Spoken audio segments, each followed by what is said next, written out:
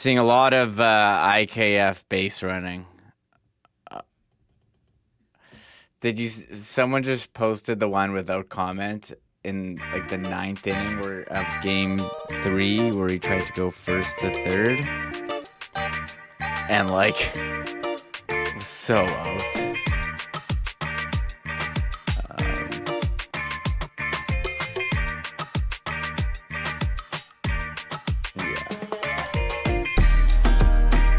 Yeah, I have that right. 4, 3. Oh, I got a hot mic. Oh, I was talking about IKF. What? I don't know how that. This is Winnipeg Sports Talk I don't know why that Daily. is. I'm not. It's probably live right now. Hustler Paterson and Michael Remis.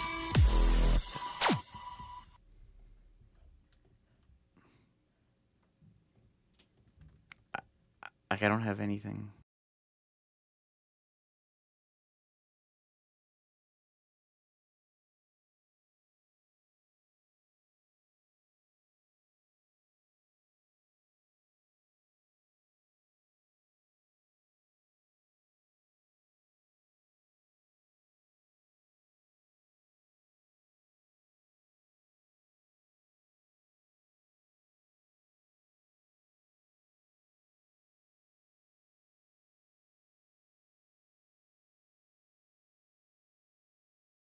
And focus on the Winnipeg Jets, who are just 1 point behind the Colorado Avalanche at the top of the Central Division and Western Conference standings.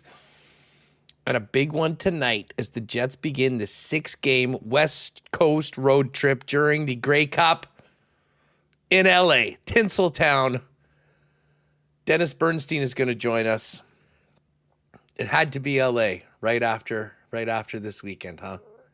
Had to go right there. Maybe we need to talk about Los Angeles more after the World Series.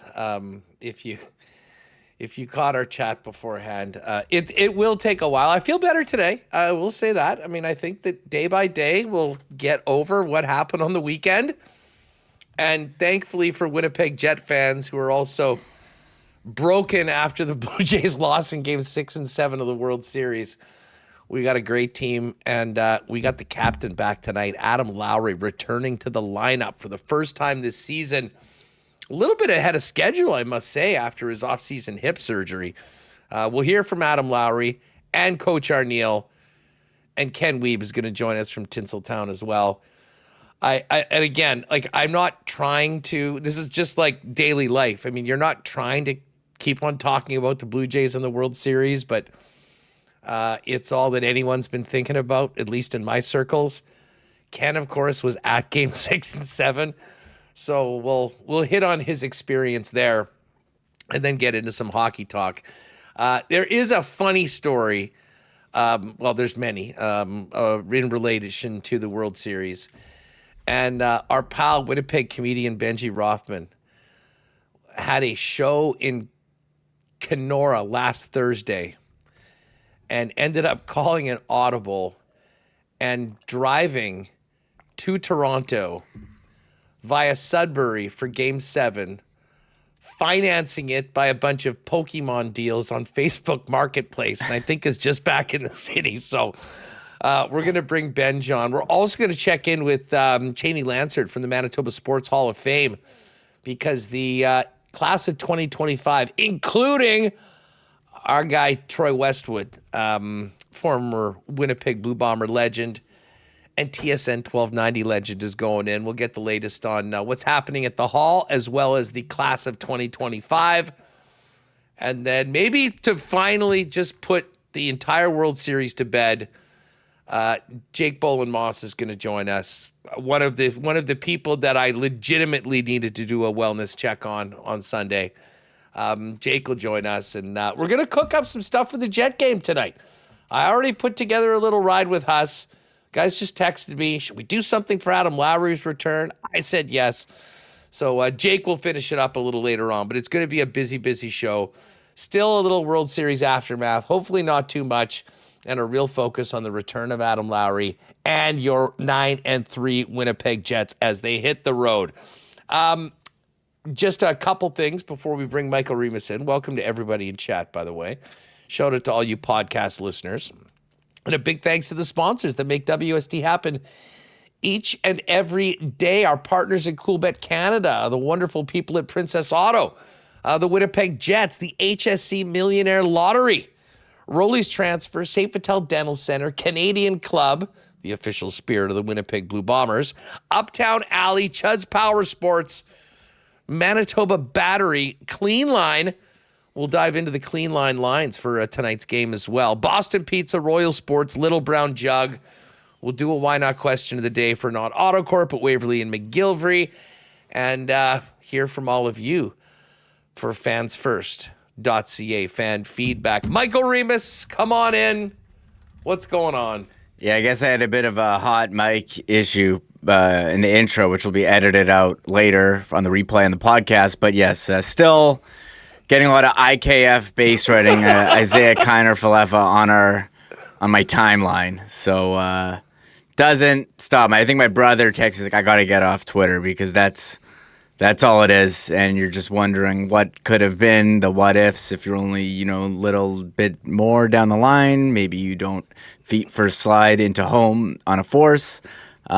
Things may be different today, but they're not. We're talking Jets Kings. So pumped for another game day and excited to hear from Dennis Bernstein, who's in LA, and I think is a Dodgers season ticket holder. So that should be really great, Huss. Yeah, Hollywood Dennis will be with us coming up, and we'll looking forward to talking to him. We will have a lot of CFL talk today, right after the program.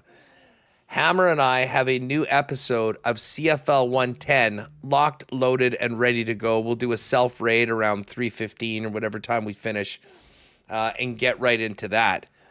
And as always, Hammer, as dialed in as anyone on this football team, has some interesting comments and takes on, our real focus of today's show is, the Bombers moving on after this. I mean, we'll be talking Montreal, Hamilton, Saskatchewan, BC for the games, and certainly two of those teams next week.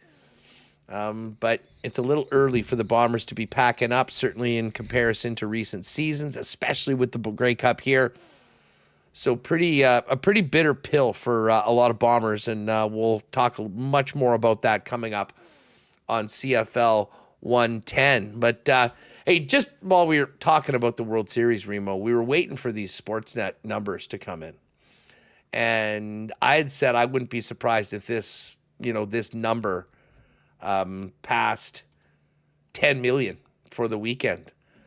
The average audience was just about 11 million, 10.9 million viewers for Game 7. It is the most watched Rogers broadcast ever and the most watched English language broadcast on record in Canada outside of the 2010 Winter Olympics. And I believe my take was I wouldn't be surprised if this topped the Olympic hockey later on this year. And I think certainly with time zones and things like that, that is likely. But if there was any doubt how much this country from coast to coast was invested in this Toronto Blue Jays run, that number put out by Sportsnet PR will quell any doubt on that. I mean, truly historic interest and buy-in and focus, which is part of the reason why 90% of conversations, I think, in this country for the last 48 hours have just been that of the loss and the sense of how close the Blue Jays came to getting that thing done. But wow, almost 11 million people. Yeah, Rogers in their press release noting 18.5 million Canadian viewers, that's 45% of the population, watched some or all of Game 7. The average audience peaked at 14 million around 11 or 10:38 p.m. when Ernie Clement came to bat with the bases loaded and 2 out in the bottom of the 9th inning. I'm going to throw up, reading that, but thinking about what happened after. But just incredible interest, incredible viewership. And if, you're out here wondering why Winnipeg Sports Talk, we've been spending so much time on the Blue Jays, those are the viewership numbers. Everyone half the country tuning into this. Yeah, I mean, listen, there hasn't been anything, and there has not been a damn thing in this country that's, gotten everybody on the same page, or at least turning on their television sets since the 2010 Winter Olympics, which was a home Olympics, which was like a referendum on Canadian hockey, the golden goal, all that. We remember, 15 years later, they hit that number, and it was the Toronto Blue Jays. So, one other thing I'll say just before we kind of pivot over to the Jets, Reem, I think that, as bitter the pill is that everyone's still sucking on from the weekend, I do think that we can't minimize the effect of this on the Blue Jays. Listen, right down to grassroots. I think I wouldn't be surprised. In fact, I would bet that we're going to see a boost in baseball participation, at grassroots levels. I think there'll be way more kids that'll be locked in on that. The numbers in the States, like we've said for years, baseball's dead, baseball's dying, it's old. They've done a few things which they had to do, the pitch clock and all of that, which has improved the game immensely. But while we're talking ratings, and the Canadian numbers are record-breaking, as we just discussed. Game 7 of the World Series in the United States had 50% more viewers than Game 7 of the NBA Finals. And I know you can say, it's OKC and Indiana. It's still Game 7 of the NBA's championship series. And again, you had a big market in LA. That was the only American market in the actual in the World Series. So I'm stunned. I'm not so stunned about the Canadian numbers. I knew they would be big, but I think it speaks a lot to where baseball is right now and just how great this series and this run was by both teams.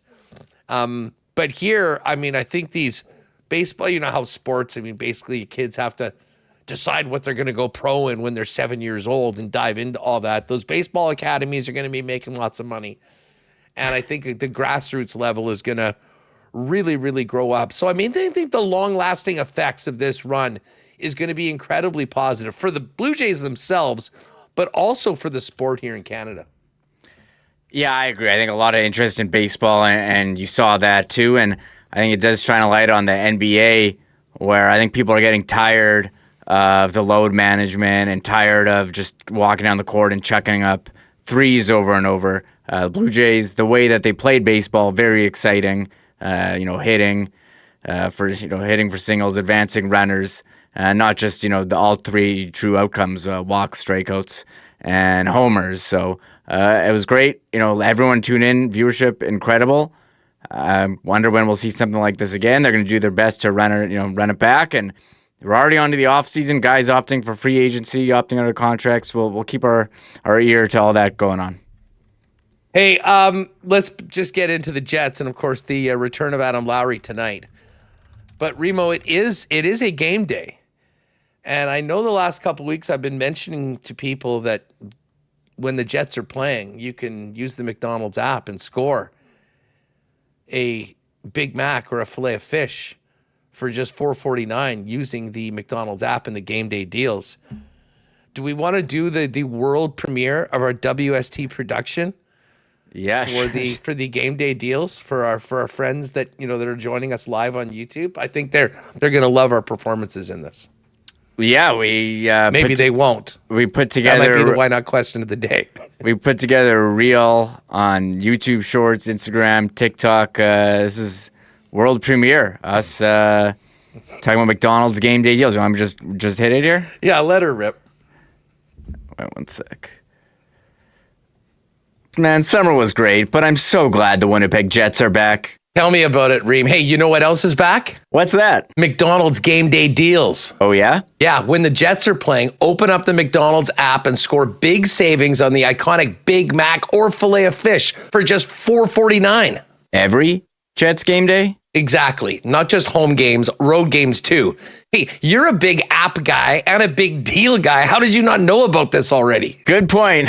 That's on me. Hey, listen, it's perfect for a pregame meal, a celebratory win, or both. Another reason to look forward to the next Winnipeg Jets game day. McDonald's game day deals only when the Jets play and only on the McDonald's app.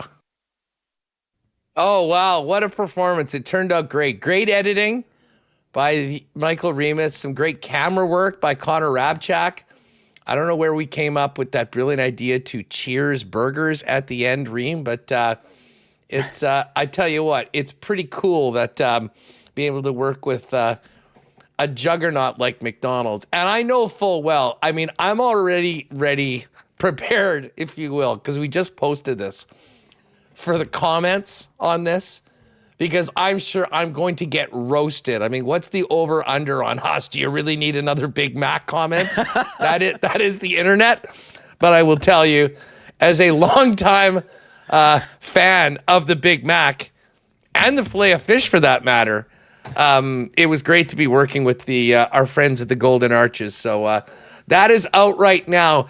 Give it a like. You can repost it if you will. And take it easy on me on the comments, people. I know it's the internet, but I am a human being. Some people forget that behind that username, there is a human there. And I think that gets forgotten in this day and age. But fun to do, fun to be a part of. Hopefully we can do more stuff like that. So a good time and nicely done. Everyone all around. Well, you too. I mean, you should have seen Remo working on his lines behind the scenes. I mean, I'm not sure that there's going to be any Oscars for internet commercials. Maybe we can get some nominations. It was there was a lot of work. It was I guess the Emmys are for TV, Oscars. Maybe there is some sort of internet awards. Not sure whether our first crack could do it. But anyways, game day deals today. You're hungry? Use the app. Big Mac, filet of fish. Hit in advance, and of course you get points using the app too. There's a tip that your friends at WST will have for you. First game of the road trip, Remo, off to LA with all the injured players. The whole team's on board for this one, as you would expect. But most importantly tonight in the starting lineup, the captain Adam Lowry is on board and is going to play his first game of the regular season. Yeah, very exciting. I'm curious how many minutes he's going to get. Are they going to ease him in? We do have an idea on the line mates just based on yesterday's practice. Has to have him with the Nito Niederreiter and playing, I like how Mike phrased this yesterday, playing the role of Mason Appleton, for at least projected for tonight, is Tanner Pearson on there, moving up with Morgan Barron, who did not skate yesterday. So very exciting that Adam Lowry's back. 1-2 punched or 2-3 punch down the middle there with Taves and Lowry and Mark Scheifele at number one. Gives them some depth for sure. Face-offs, defense. And, Adam Lowry, if he's 100% healthy, maybe can chip in a couple more goals here and there. We didn't see the usual playoff Lowry that we've come to expect last year due to that injury and having the surgery after the season. So they get their leader back, a big part of the team. Very exciting. And as you mentioned, Sandberg and Perfetti skated in a yellow non-contact jersey, but they're not missing the opportunity to go on a trip to California. No, you gotta have the whole squad heading out to SoCal. Those guys will continue to skate. There's plenty of ice. They can do it after practice, and hopefully, I mean, they did say that both of those guys are possibilities for later on in the road trip. Morgan Barron, I guess, is still a possibility. He's listed as week to week right now, so. Lowry coming back just in time, unfortunately, with the Barron injury, but that's great news for both Parker Ford and Brad Lambert, who seemingly will be in the lineup tonight. Lambert, of course, scoring his first goal as an NHLer on the weekend, and Ford, very impactful, and into getting into the faces of a lot of members of the Pittsburgh Penguins, and you like to have that on your fourth line. We've got the clean line lines right up right now. We may as well get to those. Of course, our lines, as always, brought to you by Clean Line, the leading plumbing, heating, and electrical company in the province, and your local leader for over 40 years. Not to mention the official plumbing service of the Winnipeg Jets. Clean Line is captain approved. And that captain is back in the lineup, centering Nino Niederreiter and Tanner Pearson on that third line. Taves, Vlad, who has 6 goals already this season, and Alex Iafallo on line 2. and arguably the hottest line in the National Hockey League. Kyle Connor, Mark Scheifele, Gabriel Velarde leading the way. Parker Ford, Brad Lambert, Cole Koepke, the fourth line. And again, with the late time, Jets probably just hitting the ice right now. So Ken's going to join us a little later on. We'll get an update on whether any of that has changed. Defense for our clean line lines today. Morrissey and DeMello, Stanley and Pionk. Yesterday was Miller and Shen, and Hellebuck and Comrie. So we'll have an update on all of that when Ken joins us a little bit later on today on the program. But let's hear from the captain, who, needless to say, is looking forward to returning. I'm sure has enjoyed the 9-3 start of his team, but wanted to be out there. Here's Adam Lowry as he prepares to get back into the lineup tonight with your Winnipeg Jets.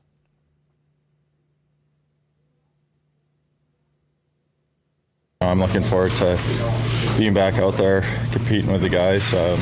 You never want to start the season not playing, but the group's done a great job, and they've been playing great, and hopefully go in and don't disrupt things too much. Is there a time lapse at all between when you thought was the right time and when November 4th turned out to be that date? No, I think going into the surgery and the recovery timetable that they gave me, this was kind of the target. Obviously I would have loved to have been back a little sooner, but when they kind of gave me the time frame and what the recovery process would look like, I think sitting down, talking with the medical staff, talking with Dr. Kelly in New York, and talking with Arnie, I think it just made the most sense. Obviously I would have loved to play last game and make my return at home, but I think extra few days, be on the ice a few more times, get another good practice, and can only help. And like I said, the team's been playing great. It makes it a little easier to sit out and watch and see them having success on the ice. And like I said, I'm just looking forward to coming in and contributing any way I can. Captain fired up. Obviously, he's been with the team. He's made a few cameos in that beautiful turtleneck look for the home opener, and shout out the fans at the beginning when the banners were raised. Now it's time to get back to work and try and get some more banners for Canada Life Center. Adam Lowry also just talked about just how he's feeling right now as he returns to the lineup. It was one of those things where I almost felt better coming out of surgery than going in, I think. It was a long recovery process, but I think, to get back to the level that I want to be at and, get back to doing what I love and playing the way I do, it's you can't speed up time, but it feels great, and obviously there's going to be some aches and some pains, just kind of getting back into the rhythm of playing games and that style of contact and things like that, and the load with the busy schedule. But where it's at right now, really happy with it, really happy with kind of the range of motion, the strength in it, and it might take me a few games just to get back, get my feet under me, but try to do everything I can to try and expedite that process, in practice, and always skating by myself. Yeah, there was a lot of skating by himself, and listen, when you're coming back from a surgery like Adam Lowry had with the hip, I mean, there is, as he mentioned, it's a long road and a lot of work to be done, and I'm sure he's very fortunate and thankful that it is behind him, but he did open up a little bit more on just the recovery process overall from the surgery. Yeah, I think patience is, definitely something that, it becomes tough some days. I think, just some days was very tedious in doing all the little things, making sure, you stay on top of, some of the exercises that, kind of seem very tedious at the time, but in the long run, building up that base, building up the foundation is so important. I think going through training camp and just missing being a part of the group, missing kind of going through that grind, and being out there with the guys, that was tough. I think fortunately JP Vigier did a great job of keeping the skates light, keeping them fun, working on skills, and unfortunately Samby and Fetz joined me, and it's always a lot easier to go through being out when you have other guys there. You can kind of lean on each other, and some of the days where they feel long, or the weeks feel long. So looking forward to getting those two guys back. You know, they're huge pieces out of our lineup as well. So, but yeah, you know, I just think the time, you can't speed it up. You want to push. You want to be back out there as fast as you can. But, you know, at the end of the day, you got to listen to your body. You have to, you know, just wait, which, you know, sometimes is a little easier said than done. There's the captain. He's back. The C will be back on the jersey, and he'll be back in the middle tonight, playing along with Nito Niederreiter and a new winger, Tanner Pearson, with Morgan Barron out of the lineup. Here's a quick one from Coach Scott Arniel on getting their captain back.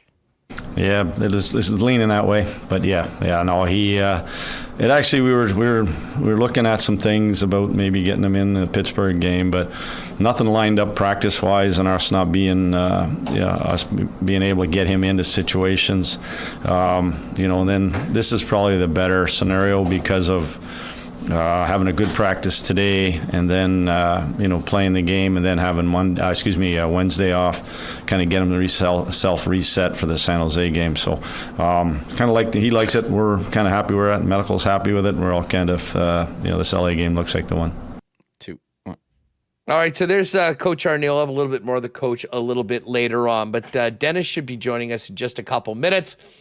Folks, if you want to get away from sports a little bit, you just want to go and have some fun, why don't you head on down to Uptown Alley at 1301 St. Matthews Avenue. Whether you're just getting together with a few friends or planning a larger group or gathering, nowhere in the city you're going to have more fun than Uptown Alley. 5-pin bowling, 10-pin bowling, an incredible arcade, tons of games with really cool prizes, laser tag as well, and amazing food and beverage options. Great place to watch the game maybe while the kids do their thing, and enjoy a couple cold ones, and incredible food from the catering staff at Uptown Alley. They've got the Bowl and Play special every day after 9 p.m., 90 minutes on the lanes, and a $10 arcade card for just $20.49 for 5-pin, $22.49 for 10-pin. Amazing options for kids, teens, or adult birthday parties, and amazing group and corporate events where you pick your activities, pick your meal, pick your add-ons, and then their events team helps get it all set up so you just go out and have a great time. It's all waiting for you at Uptown Alley, 488-0000, or for more information or to book, go to uptownalley.ca. A lot of people on the move right now. If you are on the move in your family, we know how stressful it can be. Let our friends at Rolly's Transfer take as much of the stress out of your move, knowing that you'll be working with a family-owned and operated business that's been the most trusted name in the game for over 60 years. Head on over to Rolly's Transfer, click on Request an Estimate, let them know that you're a WST listener by putting in the WST promo code, and then fill in when and where you're moving, what needs to be moved, and the friendly staff at Rolly's will turn it around quickly, get you a great quote, and get you locked in for the white glove treatment that Rolly's is famous for and has been now into their 7th decade. For all your moving needs, lean on our great friends at Rolly's Transfer. Find out more, request an estimate today at Rollies.com. The smiles will be returning to Canadians and baseball fans. And if you do need to get your smile worked on, head on over to St. Vital Dental Center. Our pal Dr. Terry and his wonderful staff would love to take care of you and your family, as they've been doing for generations of Winnipeggers. Now they've got a beautiful new facility at 167 St. Anne's with state-of-the-art equipment and convenient free parking right behind the building, and a full staff that'll take care of everything for you, from cleanups and checkups to things like dental implants. They do it all. Find out more online at stvitaldental.ca. Make an appointment, pop in, and tell Dr. Terry and her friends that the guys at WST sent you. And just before we head out to Tinseltown, Grey Cup weekend is next week. The entire festivities of Grey Cup week. Many of you will be entertaining. Many of you will be tailgating for the game. And then that's going to run right into the holiday season, which is a perfect time, Bomber fans, to go down to your local Manitoba liquor marts and pick up the limited edition Blue Bomber bottle of Canadian Club, the official spirit of the Winnipeg Blue Bombers and Canada's iconic Canadian whiskey. It is available right now, but supply is limited. So for that whiskey lover and Blue Bomber fan in the family, grab it now for a holiday gift or stock up for a great Grey Cup week and holiday season with our friends at Canadian Club, the iconic Canadian whiskey and official spirit of the Winnipeg Blue Bombers. All right, off to LA we go, and we welcome in Dennis Bernstein. Dennis, I almost said to Michael, I don't know if we're ready to go to LA. Of all the places, for the Jets to be playing today, to be in Los Angeles, needless, I don't need to tell you that the entire North America was captivated to that World Series. I know you've been a Dodger guy for a long time and go to lots of games. What a series. I'm sure the reaction around your neck of the woods a little different than the absolute despair from coast to coast after an all-time World Series between two great teams. Also, you had a rough weekend. Let's talk about your Chiefs as well. The Chiefs, the fact that the Chiefs could get their asses kicked by Buffalo and it would be about a 2 on the misery index. Bombers got knocked out of the playoffs too. I went 0-5 on my NFL picks. I mean, Dennis, this was rock bottom. That's all. Only straight up. Thank God our hockey team is good. Yes. Full disclosure, I'm a Yankee fan. My second favorite team is the Dodgers because my wife is a huge Dodger fan. I did go to Game 5. Actually, Pat Yoda came across. It was his first World Series game he ever went to. His choice of his second World Series game was Game 7, so I questioned his decision-making, but an epic series. But what can you say? 18-inning game, Yamamoto, unbelievable, the stuff that no starting pitcher has done in a very long time. But, yeah, and I really like the Jays. As much as I'm a Yankee fan, I thought that Jays team reminded me of the Yankees fans, the Yankees team that won back in the 2000s. They were tenacious, long counts. They never quit. Just the last 2 games, execution-wise, it wasn't there. Varsho was 0-for-9 with 13 guys left on base, so it was a bitter pill to swallow. And now the question is, can they replicate the success? Because if you look at the opening odds, I don't think the Jays are in the top 10 with respect to odds to win the World Series next season. But it was where they were last year? They were in the bottom 6, I think. They were like 60-1, which is part of what the journey of this season was so incredible, from a team that had no expectations to a team that took over the Yankees and were still like way below them in the odds, and then ended up finishing the job, dropping them out. They're the fellas at the game. Yeah. So you're a Yankee and Dodger fan. Do you go to casinos and cheer for the dealer? Yeah, sometimes. Depends. Depends who's playing. So what? I'm the chalk guy. Is that it? I'm the bad guy. That's like you're cheering for the house, the dealer in a blackjack game. I mean, listen, I got to say, just sports-wise, Yamamoto's performance was so incredible, so historic. It was cool. I couldn't watch too much of it, but I did catch a couple minutes of their celebration. And him in both Spanish and in English saying losing was not an option. Like a legend was sort of born in LA this year. I mean, Ohtani's the massive Japanese star, but he's got company now in LA. Oh, he certainly does, and it's certainly going to attract other Japanese players to hear it out. It's a funny thing, Hustler, and I'll bring Kings into the conversation. People say, nobody wants to play in LA. Does everybody want to play for the Dodgers or the Lakers or the Rams? Like, so this narrative about nobody wanting to play in LA because of taxes, it's BS, but it was a nice celebration. I didn't watch it either because it is my second favorite team, and I'm kind of a fan by marriage, actually. So, but I do have an Ohtani jersey because, Hustler, I'll say this. That guy's Babe Ruth, without question. He's better. Like he's better, yes. But he's the modern-day Babe Ruth. So it's a very exciting team to watch. And, now the talk is what can they do for a three-peat because, they're going to probably add. They need to add to the bullpen. But it was a memorable series. And look, you got to be proud of your team. Like, that team left everything out there. They should have won. Caleb Joseph aside, I don't really think that's the proper terminology. But that's going to live a long time here in LA. But it was just a memorable season. It shows you, Hustler, the difference between regular season baseball and postseason baseball is off the charts. It's it's a pastime. If you're watching a hockey game, maybe in April, turn on a baseball game. But postseason baseball, there's very, very things that match it. It was as stressful, intense as anything that I've ever watched, and I think most people would agree with that. So to the other team in LA, the Kings right now just sort of middling along, 5-4-4. Yeah. Where is this team at as they get ready to host the Jets and play them for the second time this season? Well, they're middling along like about 13 other teams in the West, right? I mean, Winnipeg's playing well. Colorado, although even Colorado, they've lost, 5 games in overtime? Crazy. Here's the thing. In the top 4 categories, goals scored, goals against, power play, and penalty kill, they're ranked 21 through 25. So they deserve to win 5 of 13 games. They haven't been at their best. The goaltending has regressed. They missed Gavrikov. And the offense is there. Look, coming into the season, Hustler, I would say the strength of this team on the forward position would be center. Kopitar, Byfield, Danault, and Turcotte, who's played much better. I think fans will see that tonight. They've combined for 2 goals this year.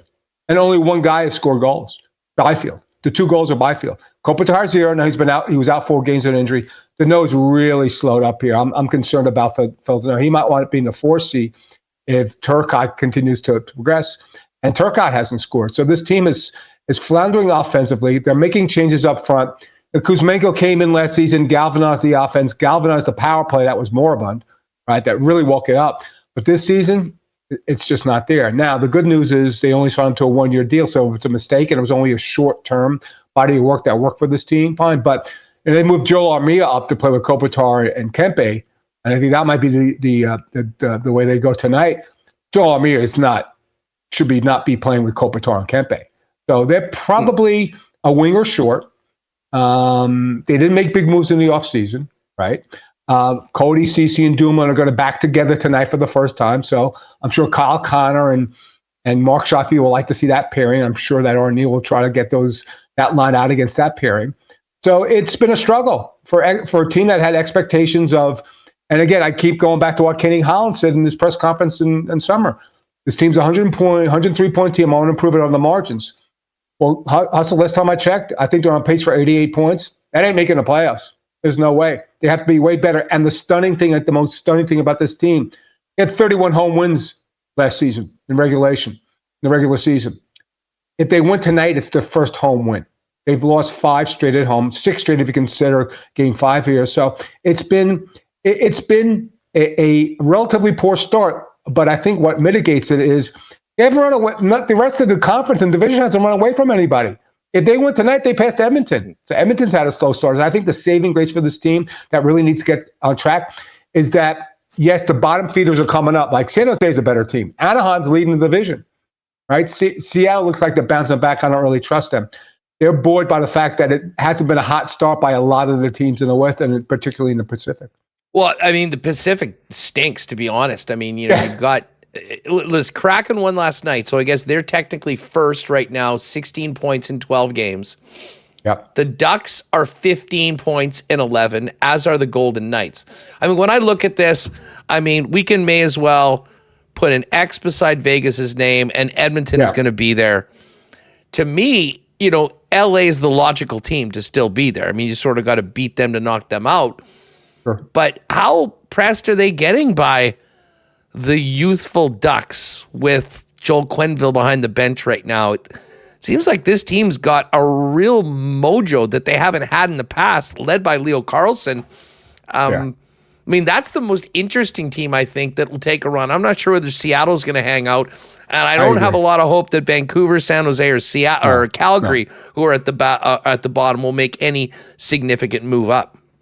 Yeah, Seattle. It's again. Seattle's played. They're at the first place. They've won 6 of 12 games.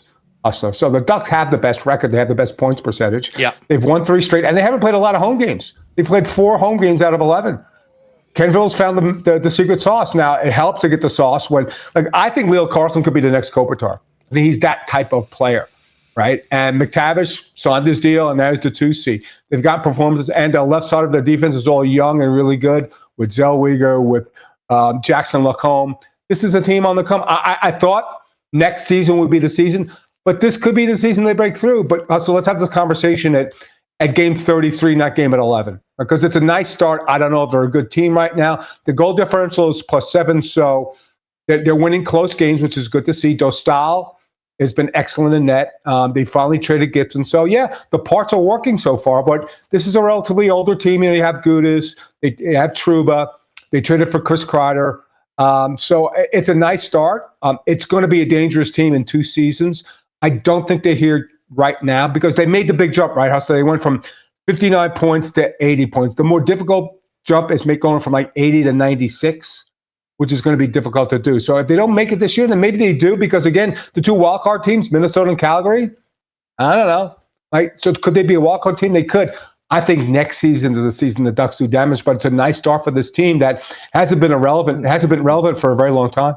Yeah, I mean, listen, all those teams that were right there for the wild card spot, Calgary, you just missed, Minnesota, St. Louis have all had really ugly starts. And, it just does seem like there's room, and we all know how important these first couple months are to putting yourself in a position to be where you want to be at the end. Because if you're not, history has told us that it's a lot harder than it looks based on, the first 20, 25 games when we get to around American Thanksgiving. So how's Jim Hiller handling this right now? Is there a level of urgency for the Kings seemingly coming into this next stretch ahead of Thanksgiving? Or does this just kind of feel like some of the same old right now?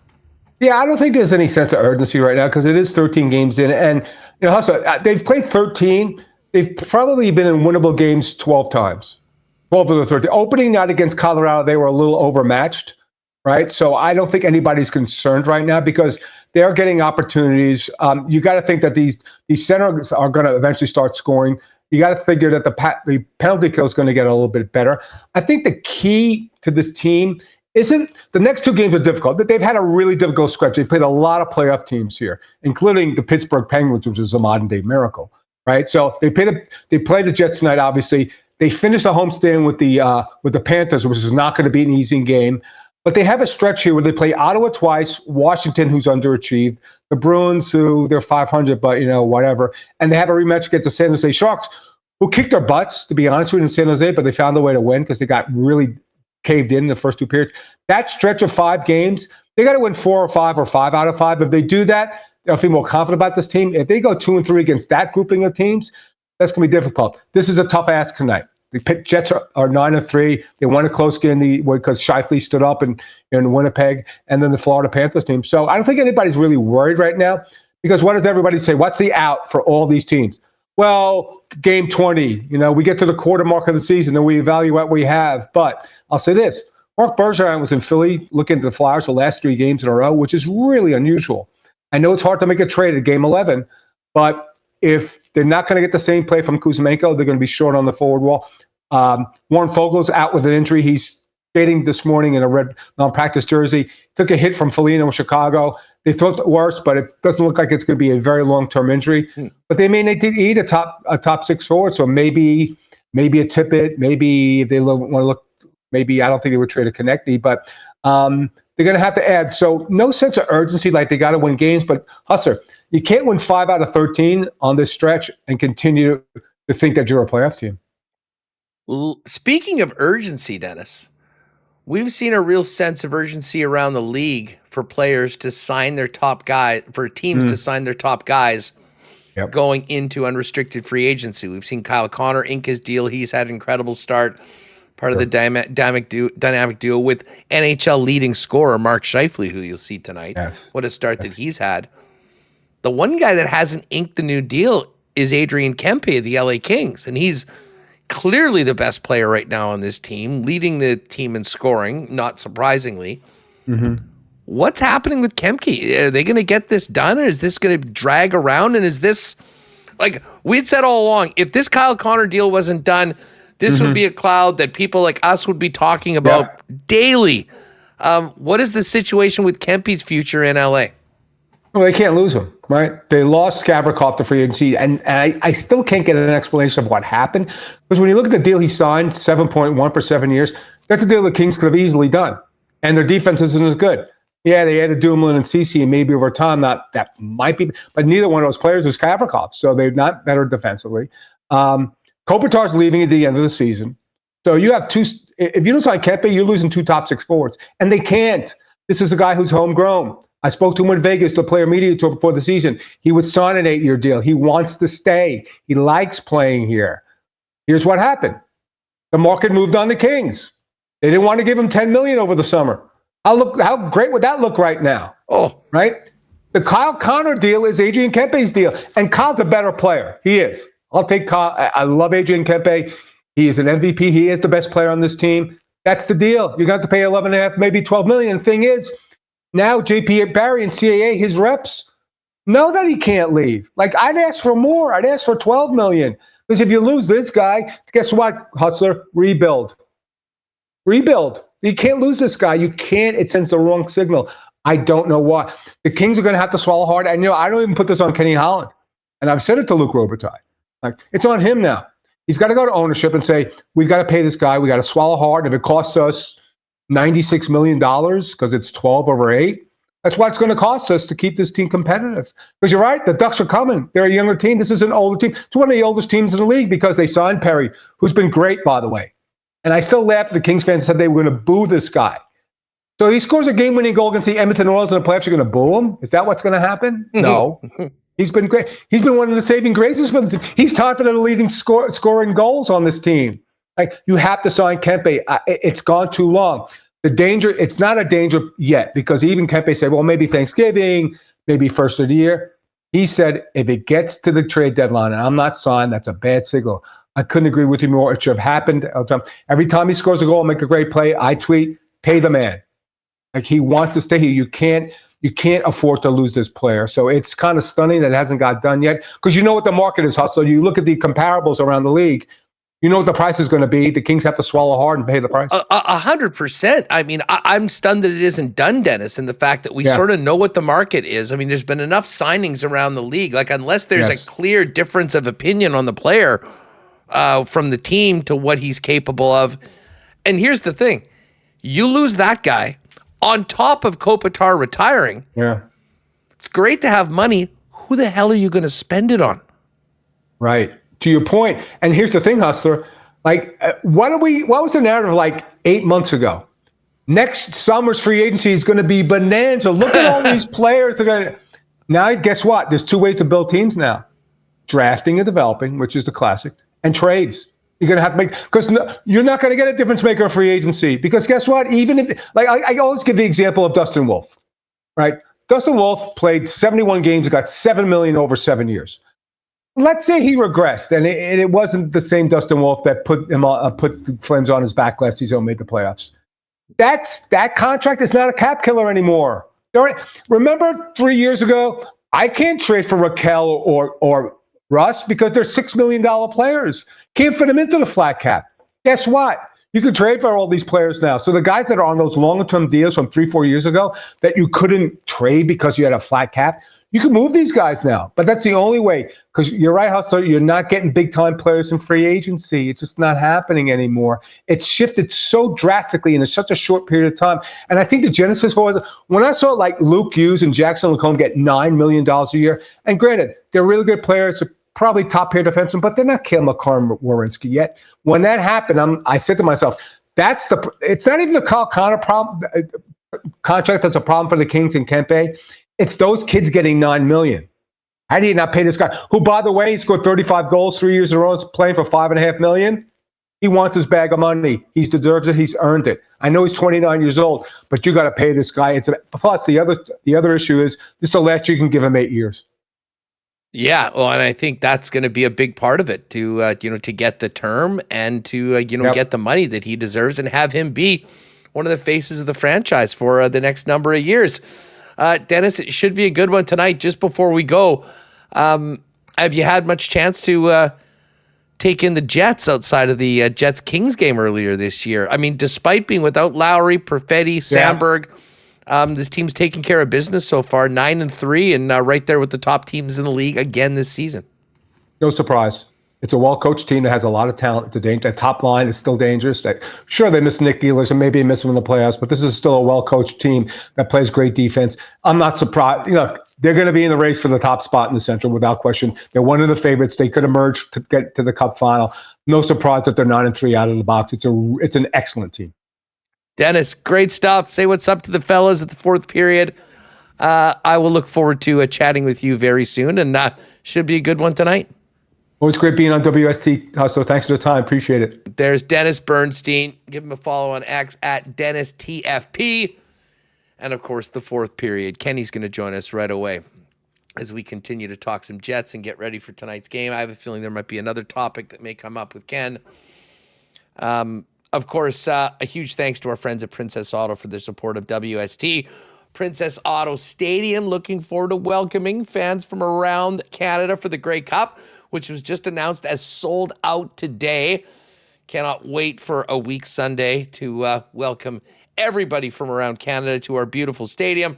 Of course, Princess Auto Stadium, home of the Blue Bombers, and Princess Auto makes Winnipeg their home. Founded and headquartered right here in the Peg, and now coast to coast, Princess Auto has 3 Manitoba locations to serve you, where you'll find the best deals on the most unique assortment of tools and equipment around.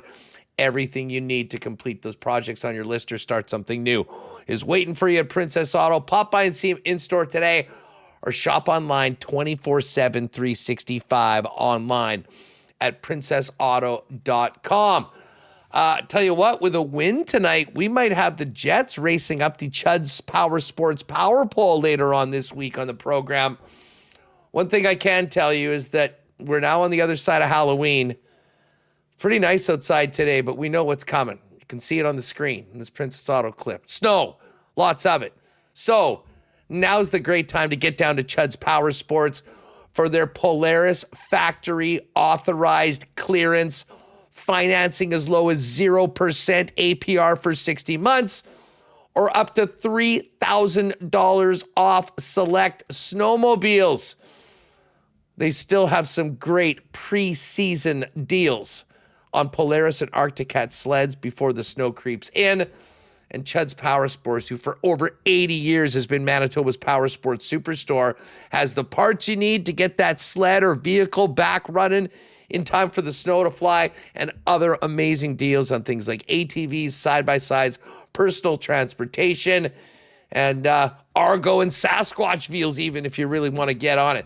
Pop by and see them. The wonderful people at Chud's waiting for you out in Gimli at the corner of Highway 8 and 341. You can also check them out online at chudspowersports.com for a full listing of everything they've got in stock, including parts. If you need something, got the best parts department in the province. Chud's Power Sports in Gimli, online, chudspowersports.com.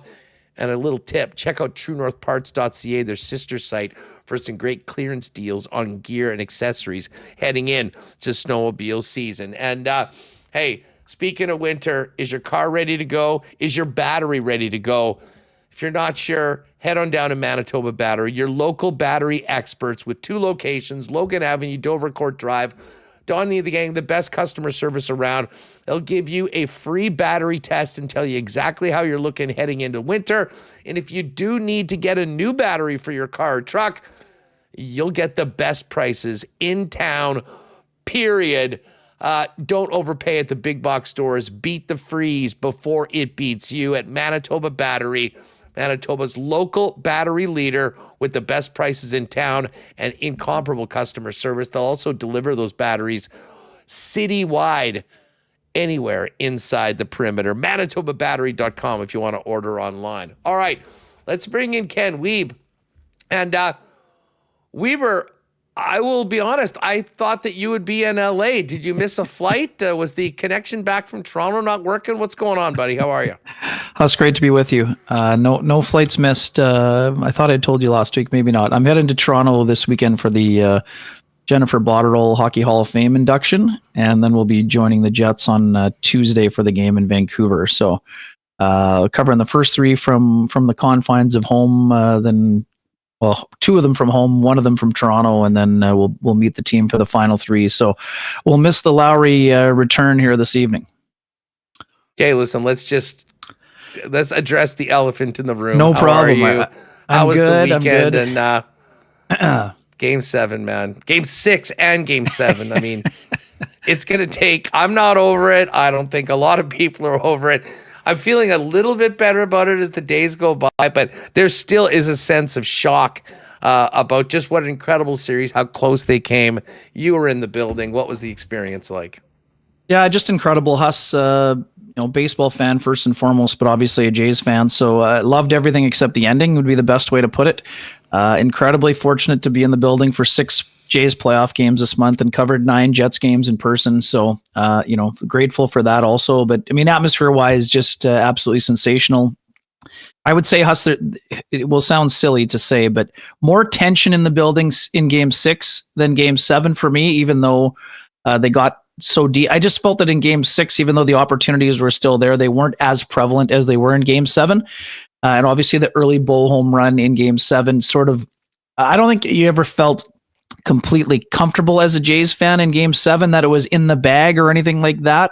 But I think the early lead and that explosion in the building sort of caused a little bit of early relief, if you will. And again, I mean, there's so many, this has been broken down so many ways. And I would just put it this way. I mean, if you give an all-star team multiple opportunities to kick the door down while not cashing in your own, eventually that door is going to be kicked down by the opponent. Tough ending in a lot of ways, 3 solo homers, 1 given up by Savage, one flat splitter, 1 flat slider by Jeff Hoffman onto, Miguel Rojas's bat with 2 strikes.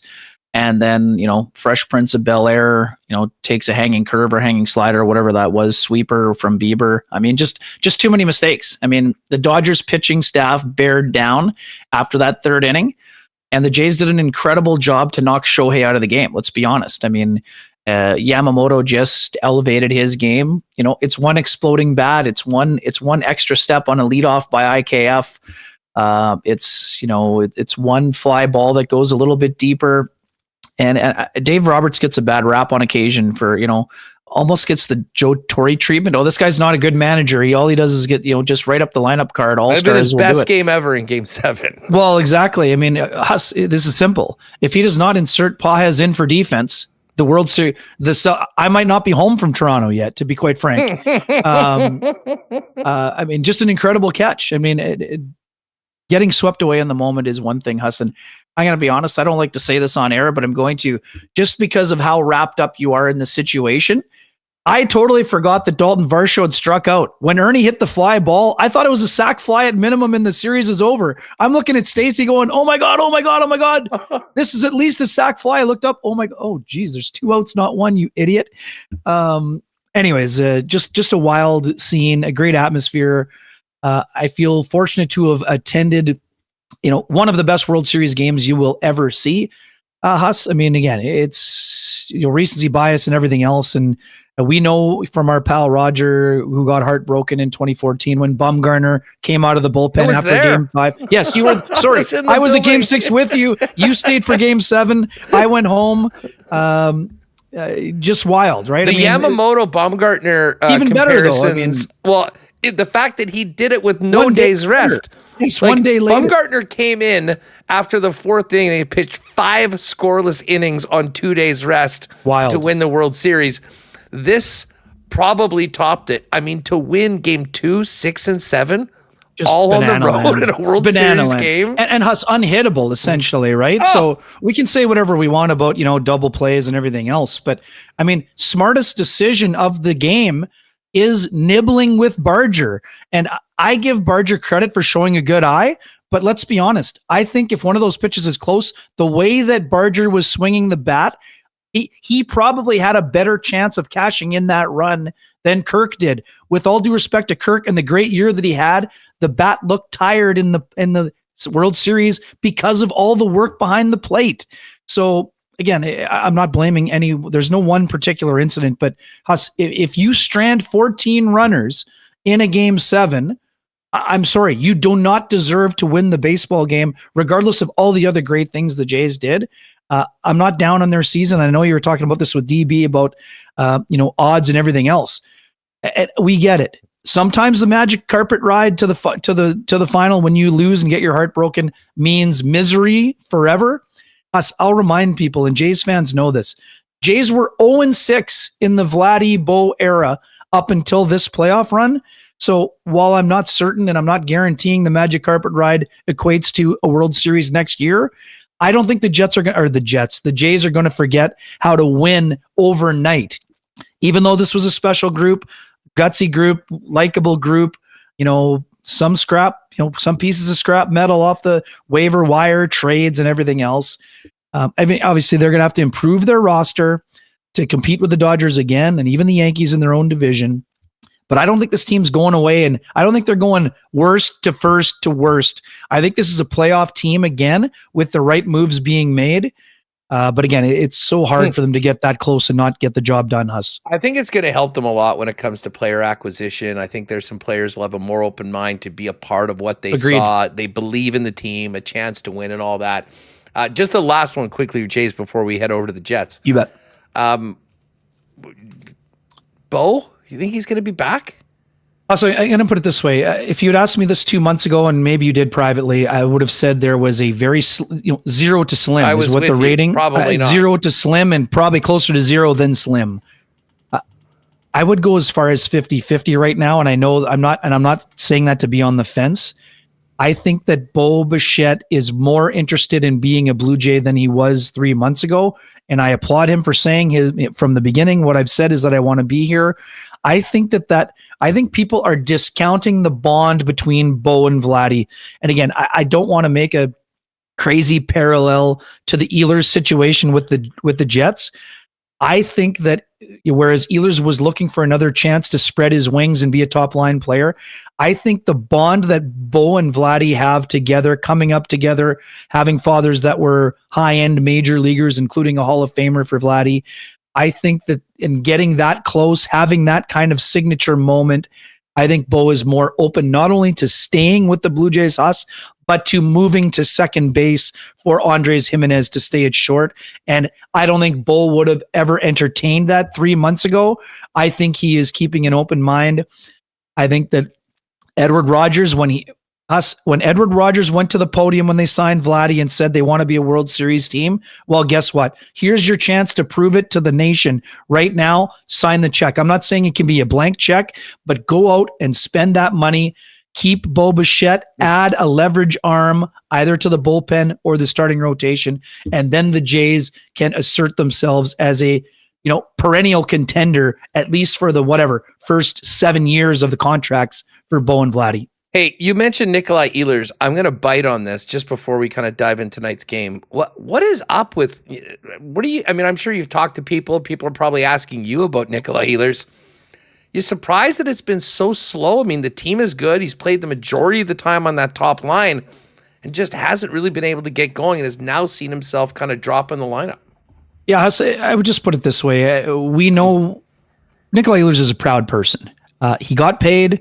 He went to another place. He said, I'm going to be, he didn't say it out loud, but I want to be a first liner.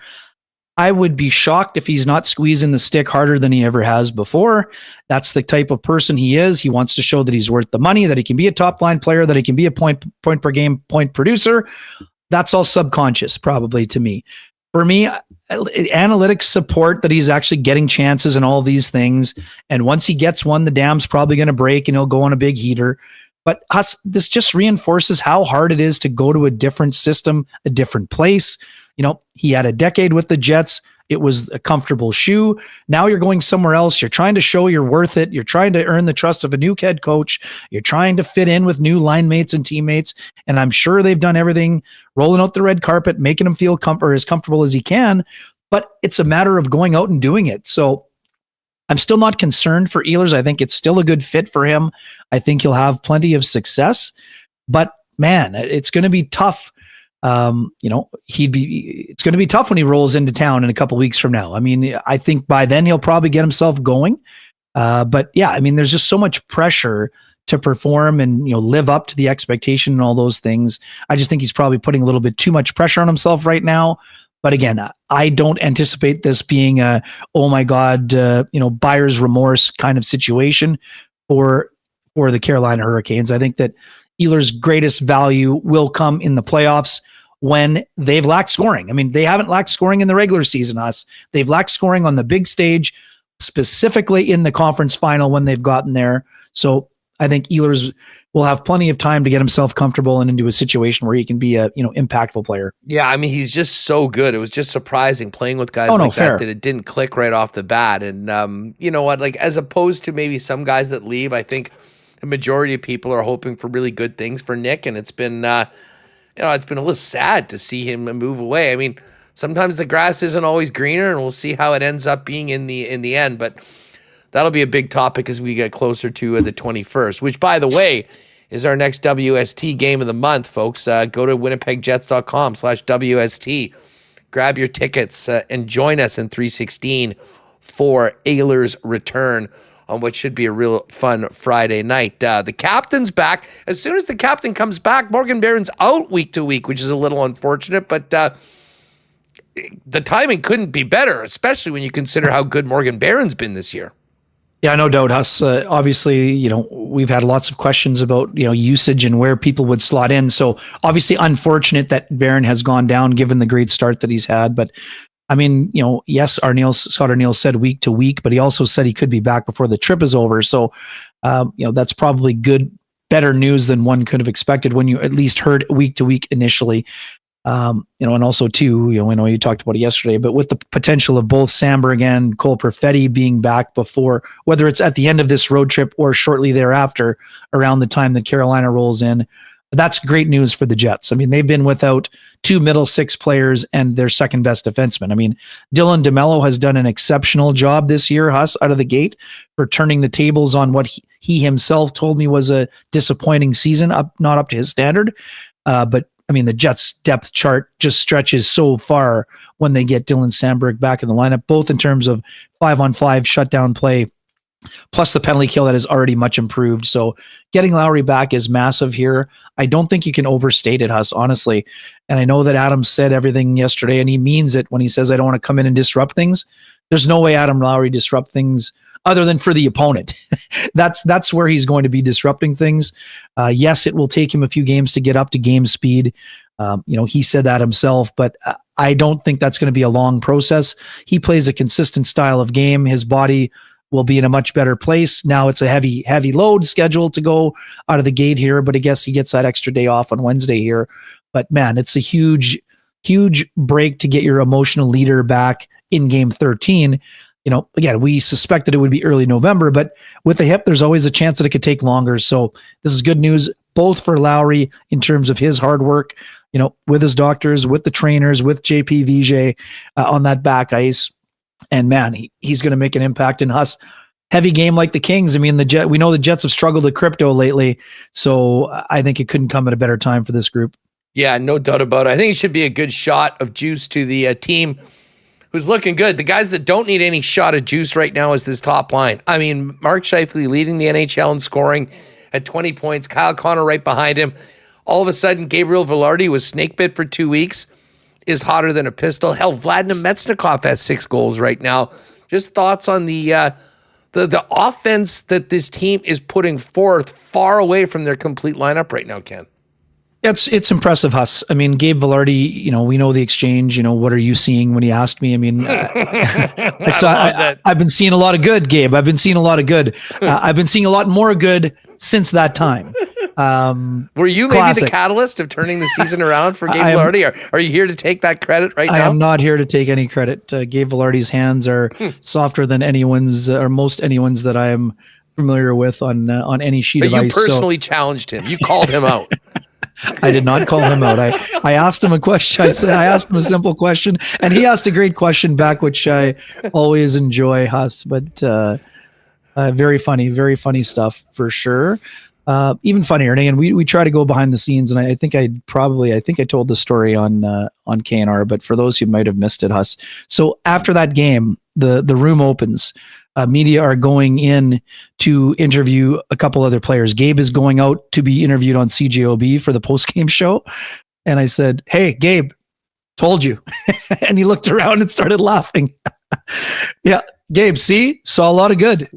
So it was pretty funny. So anyways, he's done an exceptional job, Huss. 5 goals, 9 points in the last 5 games. Josh Morrissey, 1 goal, 9 points in the last 5 games. So for all the folks that were up in arms saying, oh my God, Josh isn't producing offense.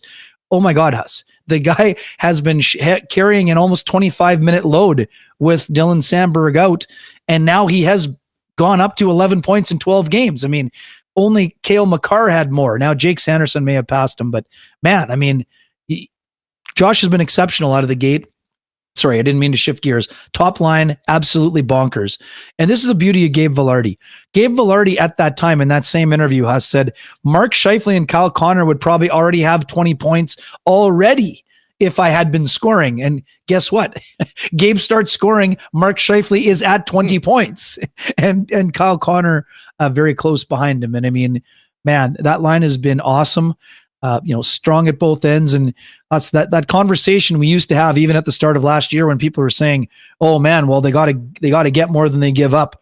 They're blowing those numbers out of the water of late. And it's been impressive to see. And boy, oh boy, that backhand deke roof job on Shilov's on the penalty shot, dude, man, that's just exceptional stuff. In last week, every game, Kyle Connor had a show-stopping goal. I mean, think about this. The overtime winner was a stone-cold assassin. I mean, they gave him a little bit of spot without any emotion, just like right along the ice into a tiny space. Deadly. Done. The backhand that he did on Chicago was actually even crazier than the one he did on the penalty shot. Yeah, absolute cookies. Absolute where Mama stores the cookies special right on there. The goal line, and then to do what he did in the Pittsburgh game, like, listen, we've always known Kyle Connor was a world-class goal scorer. Yeah. But he seems to be playing right now with a confidence level, Ken, that is beyond anything that we've seen before. I mean, he's making it all look easy, and he's doing things that very few people on planet Earth are able to do. And last week might have been the best week-long example of that. There's been a lot of exclamation points, and Huss, I don't want to use the word overstate 9 times in our talk here, but I don't think you can overstate the importance of Scott Arniel and Dean Chenault putting him on the penalty kill, where he has a chance to kind of thrive in certain situations because of his hockey intelligence. Again, Scheifele's gotten some looks, but more for Connor in terms of minutes. I think it gives him a little bit more ownership, Huss. I mean, not that he didn't have enough ownership before, but when you take on extra responsibility, especially on the defensive side, I think it has really helped Kyle take that to another level. Again, I know you're talking about it with DB, and I'm with you. If you're the Kings, you got to sign Adrian Kempe. And if you're not going to, the Jets got to be at the front of the line looking at Kempe as a guy to add at the deadline, Huss. Just going to throw that out there on November 4th here. But man, Kyle has just done an exceptional job of rounding out his game. And we've talked about it for, almost a year now. I guess it's 9 months. Kyle took that personally, not being in that game, gold medal game at Four Nations. I know he hasn't really spoken out about it publicly. He said all the right things. There's no doubt in my mind that he was absolutely devastated by that coaching decision. And Huss, let's not forget, this is a guy he's been shafted by USA Hockey before. Remember the year that Ron Wilson was coaching that team, and when he was having what should have been a Hobie Baker award-winning season, he got clipped by the World Junior team, and then that team ended up getting steamrolled at the event. So, anyways, all to say, he's not I'm not saying he's not a USA Hockey guy, but he's not a U.S. National Development Team Program individial. He's been on the outside looking in for his far too often. Career. And again, I think that he took that personally. He heard all the pundits saying, oh, well, the reason why he's not in that game is because he doesn't check hard enough, or he's not good enough along the boards, or he doesn't back check enough. I mean, best way to change a narrative, Huss, is to change the narrative. And Kyle Connor, we talked about the kind of, the FU showcase for Scheifele after not being named. Kyle's putting together a pretty good package to ship the way to both the coaching staff and the management team of Team USA. That's for sure. You know what? One thing we haven't talked a lot about, I shouldn't say we haven't talked a lot about it. It's been mentioned, but honestly, as a Jet fan, I just feel so spoiled is the level of goaltending that this team is getting each and every night. And listen, Connor Hellebuck has kind of picked up right where he left off in the regular season. Eric Comrie's been awesome to start the year as well. I mean, listen, the team's 9-3. They've been doing it without some big-time players. The first line has been phenomenal, arguably the best in the league. But thoughts on just how important the goaltending has been to the lofty record that the team is carrying out on the road? Yeah, twofold. And, again, Eric Comrie has been excellent. Huss, as you mentioned, his numbers are similar to Hellebuck, which is impressive in itself. Most important development for the Jets as it pertains to Eric Comrie. Last year, for 3 months, we talked about the fact that they got him absolutely zero run support. 2 goals or fewer in the majority of the first, 8 or 9 or 10 starts. This year, they've put up a 5 spot, I think, in each and every game. So not that he needs the run support because he's playing well enough, but he's getting run support. So he's not feeling like you have to post a shutout every time you go out there, or you might get a loss hung on your ledger. So to me, that's been an important development. Three games out of 12 has something. I'm not great at math, but for the Jets wanting to get him, in that 22 to 25 range, Eric's going to get busier in this month and the next month, I think. So the fact that he's already put together 3 strong starts, massive development, both for himself personally and for the team in terms of confidence and the coaching staff and all those things. Hellebuck, just exceptional. We've kind of almost run out of superlatives when it comes to his play. I hate to keep leaning on this, but for folks who thought, oh my God, he gave up 5 in the first game, here comes the regression. Well, Connor Hellebuck's posting numbers that were almost, Hart and Vezina-like in his first 9 games of the season. Yes, small-ish sample size, getting close. This will be his 10th start. So it's not as small as a 5-game block or a 2-game block. There are no signs of Connor Hellebuck slowing down. I think he's been incredibly locked in and dialed in his starts. And I think that this is going to be another really important road trip for Hellebuck. If it's a 6-game trip, it's probably got to be at least 1 start for Comrie and maybe 2. I think that Hellebuck's got a big game here out of the gate against LA in a place where, as we mentioned, the Jets have struggled to score goals against the LA Kings at Crypto over the last couple of years here. He's just been exceptional. I think he's got a little bit of a bee in his bonnet as it pertains to the whole narrative about, Jake Ottinger passed him during the playoffs. Well, we'll see about that when February rolls around. I don't see it that way. I don't think Bill Guerin sees it that way, but there's still time for that to be sorted out. But I don't see Connor Hellebuck leaving the door open for anyone other than him to be the starting goaltender for Team USA. And that's how I see it. Swami, put on your hat here for a minute. Telegraph the starts over the course of this 6-game road trip. Yeah, I think Comrie will get either.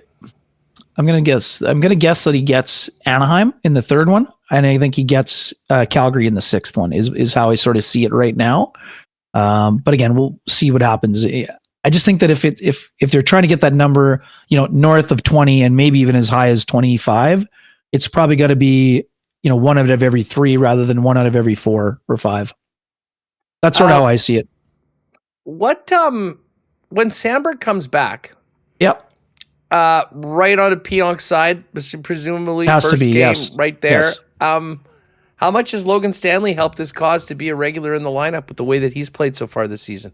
Oh, for sure. Just the reason why I think Samberg needs to be beside Pionk is because Pionk, I think Pionk's probably played his best game of the year against the Pittsburgh Penguins on Saturday. I know I was not in the building, but I saw the metrics that Connor posted, Rabchuk. I think by the eye test, that was his most impactful game of the season. Yes, he had the 2 assists against the Minnesota Wild. He also had a tough turnover.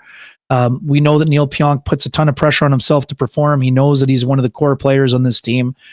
I don't think he's had a particularly, I don't think he's had a great start. I think he's had a so-so start to the year, but that's because the expectations for Pionk are as high as they are. I think that he plays his best hockey beside Dylan Samberg, so you put him beside Dylan Samberg. In terms of Stanley's game, he's done a great job of taking on more minutes than, maybe you or I or even the coaching staff may have thought possible. The facts are that Logan Stanley was very much in a battle to not only be on the 3rd pairing, but to be on the team going into training camp. I think I'm not saying that he was on the outs, but he had to have a strong camp to beat out some other players. He had done that, and he's since taken that confidence into another place that has allowed him to handle top 4 minutes. Huss. Yes, there are some nights when that pairing gets outshot and outchanced and everything else. I get it.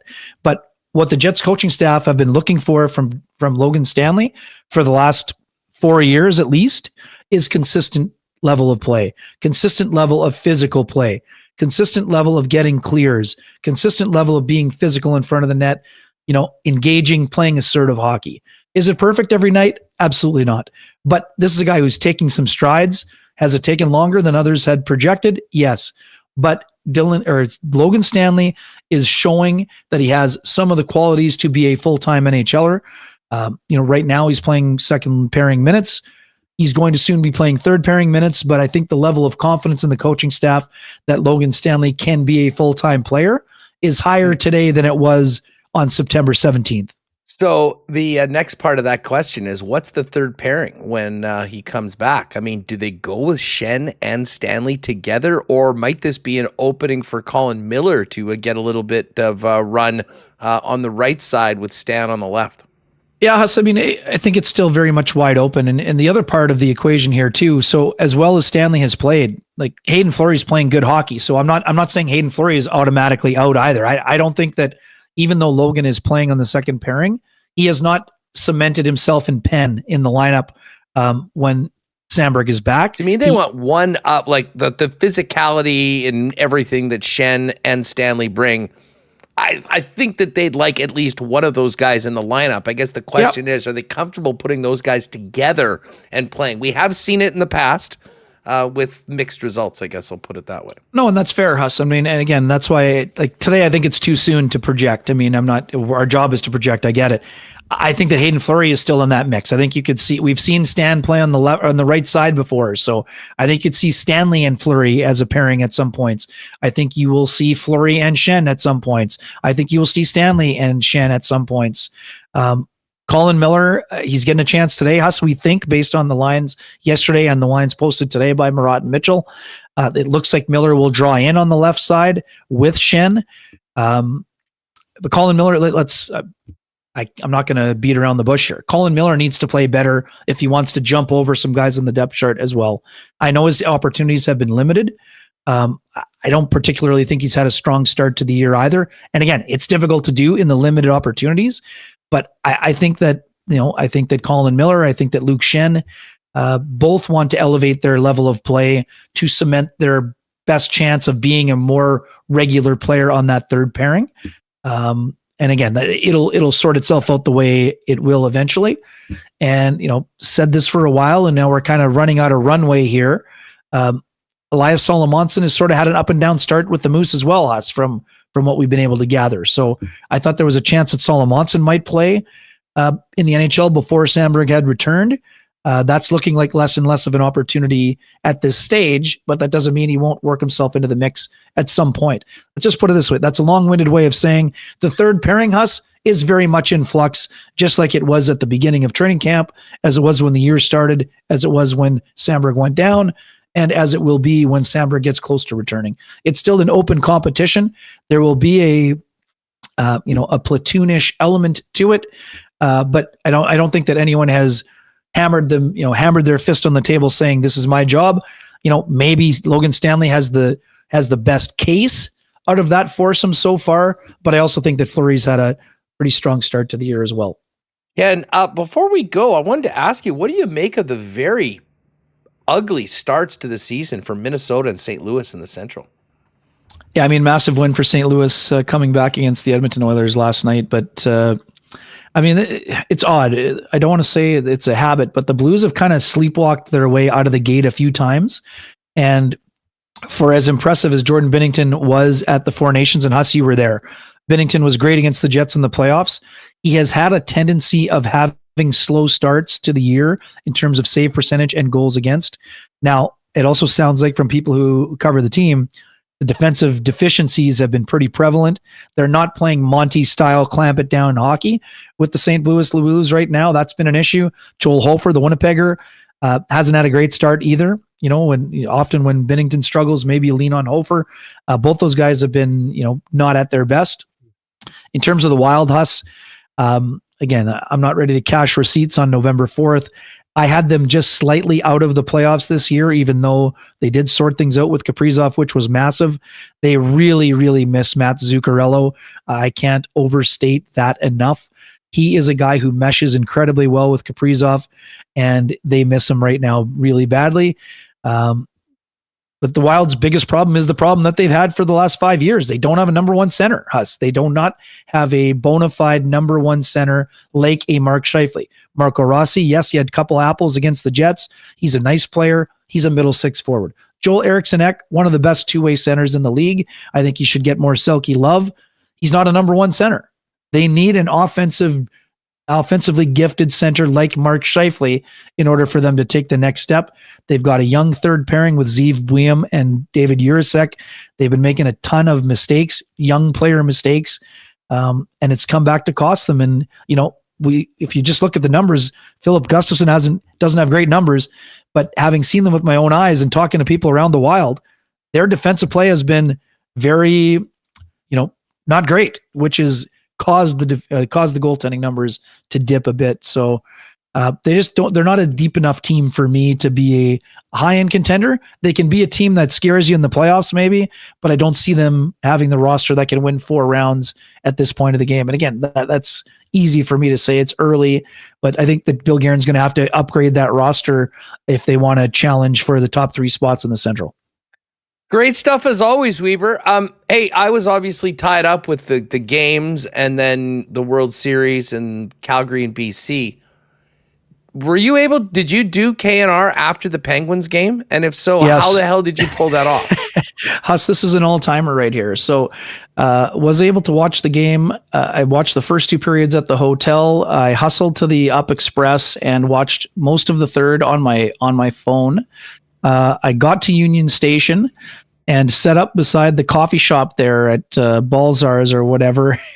And I found a power cord. I was thinking about doing it at the Delta, but it was so crazy downtown. They had a DJ in there. This was one of the few quiet spots that still had a better Union Station, quietest spot in Toronto. There were a few "Let's Go Blue Jays" chants in the background, but it was a lot less madness than what I was expecting at some of the hotels. And I was able to do the show from there and brought my computer over to the Delta Hotel, checked it with the bellman, and was off to the stadium. So great fun all around. There it is. Yeah, we had a fern in the background. It was quite classic. It was good. Rennie wearing there? That's the Mullet first game at the Mullet. Mullet. Go Coyotes, go! That was so he had lost the headband, so he had to make a compromise there. That's the closest thing he had to the headband. Well, it was not in his office, so he's still regretting cutting his hair before the start of the season. That's what he's doing. He's trying to get a little more love of that party flap that he was rocking there for a little while in the summer. Excellent stuff. Well, late shift for you boys tonight. We'll look forward to checking it out. And again, it's always available in the morning too if you can't stay up, folks. But check it out after the game. Thanks for doing this, dude. Good stuff. Yeah, great to be with you. Have a great week ahead. And it'll be interesting times. How about that JJ McCarthy performance too? Impressive. Might have saved the Viking season, Huss. Speaking of seasons that are ongoing. That was nice. I got a soft spot for the Vikes, so I was happy that they won. I mean, Ken, Bombers lose. Jays lose both games. Chiefs get their ass kicked by the Bills. I went 0 for 5 against the spread. I mean, I just thank God the Jets won. It's a new week. I'm looking forward to diving fully into this hockey game tonight and doing exactly that. You have a great one, pal. Thanks again. Take care, my friend. Take care. Bye-bye. All right, good stuff. Again, we hit all the clean line lines there earlier in the show with the changes. Lowry in, Barron out. And Colin Miller looks like he's going to be getting the first crack today so far on the left side, which means Hayden Fleury will be out. Of course, the Clean Line lines and WST is brought to you in part by our friends at Clean Line Plumbing, Heating, and Electrical. 40 years in the business and the official plumbing service of the Winnipeg Jets. A massive commercial business helping new projects go up throughout the city, as well as helping Winnipeggers and Manitobans with all their plumbing needs, including 24/7 emergency service if you're in a jam and need plumbing services. You never ask to need it, but when you need it now, and that Clean Line is there for you. Check them out, cleanline.ca, for all your plumbing, heating, and electrical needs. And of course, as you can see on the screen. The returning Captain Adam Lowry clean line is captain approved. Might be time to get back to BP. You may have lived there for the last week and a half of the World Series, but we got a Jet game tonight. Pick a player contest at all your local Boston pizzas, all the great specials, and of course, the flight deck menu on right now. Pizza flights, wing flights, chicken bite flights, fry flights, and you can also get in the flight deck contest for that amazing trip for two to Anaheim to see the Jets play at the end of February, with airfare, hotel, and great game tickets at your local Boston pizza. Royal Sports had a crazy run the last few weeks. We were hoping that there would be thousands and thousands of pieces of Blue Jays championship merchandise coming in. That won't be the case, but with the holiday season just around the corner, you can get your favorite NFL teams merch. You can get Bomber merch, Grey Cup stuff, and of course, the biggest selection of Winnipeg Jets merchandise around. It is all there at Royal Sports waiting for you. They're also the hockey superstore, 12 months a year. Everything you need from full equipment and goalie gear to skate sharpening, sticks and pucks. It's all in one spot under one roof, 750 Pembina Highway. Royal Sports, the ultimate superstore in Winnipeg for sports fans and athletes alike. Follow them on Instagram at Royal Sports Winnipeg for the latest merchandise drops and sale information. Special guests coming in just a moment, though. Let's first fire up and give a big cheers to our friends at Winnipeg's favorite local brewery, Little Brown Jug. You train day in and day out, learning new techniques, approaching new concepts, and living out the thrill of achieving your goals. Building a craft beer is no different. While you spend your hours on the ice, we spend ours here, brewing our trademark beer. Again, and again. Here's to pushing the status quo and challenging ourselves to build something memorable. 1919 by Little Brown Jug.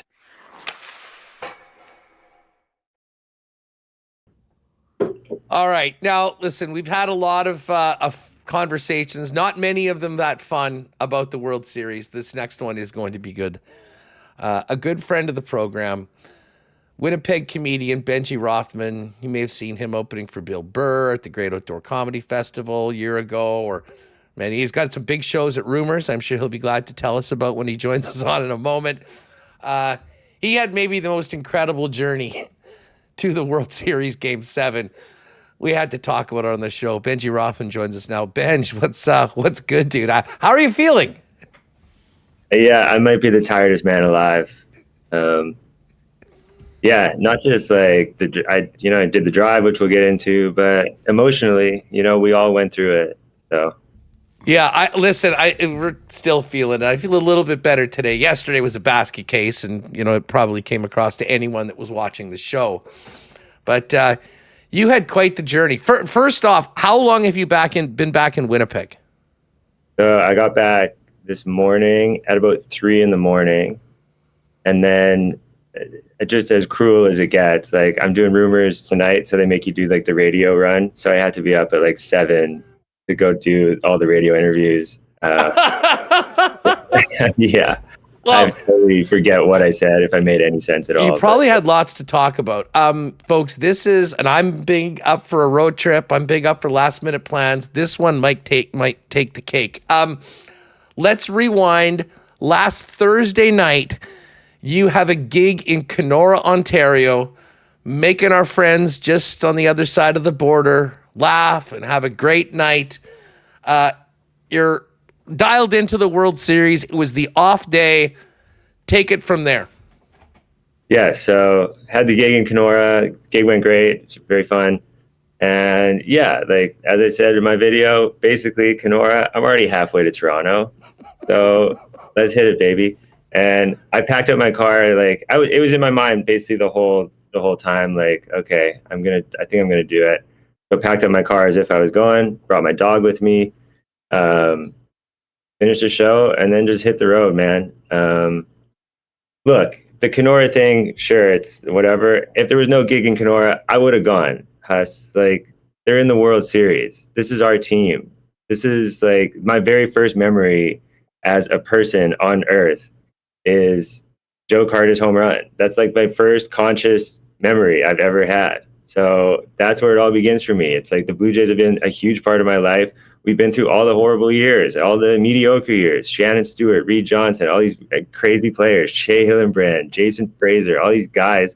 We're in the World Series. I'm not going to let them win and celebrate without me. So I hit the road, man. Now, you hit the road. Unfortunately, Kenora technically is not halfway to Toronto, and there was a little bit more mileage. You get to Sudbury for Friday. Now, it's important to note the Jays were up 3-2 in the series as you made this voyage. You're in Sudbury, Ontario, watching the game, cheering for the Jays. If they had won, were you going to go for the parade, or was it just a nice stop at St. Louis and the Ribs in Sudbury and then turn it around? Yeah, so the way it was timing out, which I think in my mind I was like, okay, if I make it in time for Game 6, which was what I was trying to do, everyone's gonna be like, this is amazing. If I miss the game and then they win and I miss everything and I drove all that way, everyone's gonna think I'm a huge loser. So, but I made it. So that was kind of the consolation. I made it to Sudbury, and I timed it. I wasn't going to make it to the game for Game 6 in time, but I watched the first few innings there, and then I kind of hit the road, and I was listening on the radio. So in the event that they won, I would make it in time for the celebration and the parade, which would have been obviously enough for me and would have been amazing. We won the World Series. I'm there partying. As it stood, it was like, okay, there is this consolation if they lose that I'll be able to go to Game 7. But I wasn't hoping for that, but that is what happened. So you get up, you get back on the road, you get there relatively early because there's still work to be done. If you would, how did you finance the very expensive ticket for the World Series the day of the game? Yes. So this is one advantage of driving there and not flying there. I could pack all my own cargo, of which I brought a big box of Pokemon cards, which I've been collecting for a few years now. And I don't know if any of you listeners know about Pokemon and what's been happening in the market. Remis does. He's got a 6-year-old. Yeah. So yeah, he knows. He knows how hard it is on the wallet to buy these things. The value's gone up crazy on these things. So I brought enough with me to sell enough to afford a ticket for the game, which was very expensive. Made some listings on Marketplace, and spent all day Saturday just driving around. Made some great deals. Thank you to all my buyers. We had some awesome deals. You get to the game. God knows we spent enough time with the game. I mean, just an absolute all-time classic that ended in the most heartbreaking fashion. What was they lose?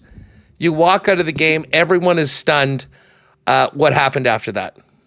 Yeah. So, the feeling and the deflation, obviously, was just crazy to be part of it, to really feel that. Never really felt anything like that with along with 50,000 other people. We're all in disbelief. Walk out of the stadium. I see Paul Molitor and Jack Morris walking right by me, and your first instinct is like, well, yo, Jack Morris, Paul Molitor, but immediately you could see they were crying, they were distraught, they were sad, we were all in shock. Those guys weren't impervious to it. Also, it was just such a crazy event. And as you're walking outside the Rogers Center, you're looking around, being like, man, the party we could have had in this exact spot would have been insane. But it wasn't meant to be. So hit the road. I slept in Hamilton that night. It was it took hours to get home because of the traffic. Just more time to just stew and think about what just happened. So you banged off an epic video, kind of recapping all of this. On give him a follow on Instagram, folks, at iPhone Benj. Love the handle. I've always loved the handle. Still using an iPhone? Still using an iPhone. Yes, I can't. At that point, you're sort of pot committed. At this point, when your entire online identity is tied to a certain piece of technology. You made it to Madison, Wisconsin. How was the drive home? What were those last few hours like? Because I've done a lot of those roadies, and they're always better if the game that you went to went the way you wanted to and came home. But this was an epic voyage that started with a freaking comedy show a week earlier in Kenora. Yes. Yeah, at this point, the days were all stringing together. I had no idea how many days I had been on the road. hadn't slept. I was just kind of sleeping when I was tired for an hour, and then I was up when I was up. But yeah, I went through the States to get home. I went through Canada to get there, went through the States to get home. It was a little quicker, a little safer. Yeah. And on the way there, like, obviously I'm listening to the Game 6 on the radio. I'm listening to every possible podcast I can listen to about, oh my God, we're going to win the World freaking Series. I'm just so excited. On the way back, I wanted no part of it. I'm done with baseball for like at least a few weeks, probably months. Like, I'm just so spent from it. It was like, the drive was okay. Stopped in Chicago. It was nice. Went for a nice walk there. Got a Lou Malnati's pizza. That helped a lot. Saw some friends in Minneapolis. So yeah, I was just it was like, it was so emotional. Like, obviously just the letdown of the loss. And then it's like, you think so many different things. I was like, you know what? I'm just grateful for the ones that I love, you know? It was that deep of despair that we were in. So, well, there's the feeling of coming out home or being out late after a game and go, man, I got to get home. It's a whole nother level to realize that you got 24 plus hours on the road to get back home when it's all said and done. Benji Rothman's with us. I imagine this entire journey will give you some more good material to drop on some of your shows. You're playing at Rumors this week. Fill us in on when you're playing and when people can come and check it out. Yes, I'll be at Rumors tonight, Tuesday, and tomorrow, Wednesday. Showtimes are 7:45. Yes, I'll be headlining there. So, yeah, I was telling the guys on the radio this morning that I have no idea how the shows are going to go. Like, you might just get the best version of me because I'm so just completely exhausted and stripped down. I have no idea what's going to happen up there. I have no energy to put any barrier between myself and the audience. So you might just see a man devolve into complete psychosis up there. So I will say that, Remo, just put that picture back up. I will say, and again, if you had to drive back from Toronto from the game, the hair is a little more grizzled and out there, a far cry from this smiling, cheery guy in the professional Photoshop. I want to make a point about that. I went to QX 104 this morning to do the radio hit with them. And like, I walk out, I'm wearing my toque and my sunglasses. Like, I'm just the tiredest guy ever.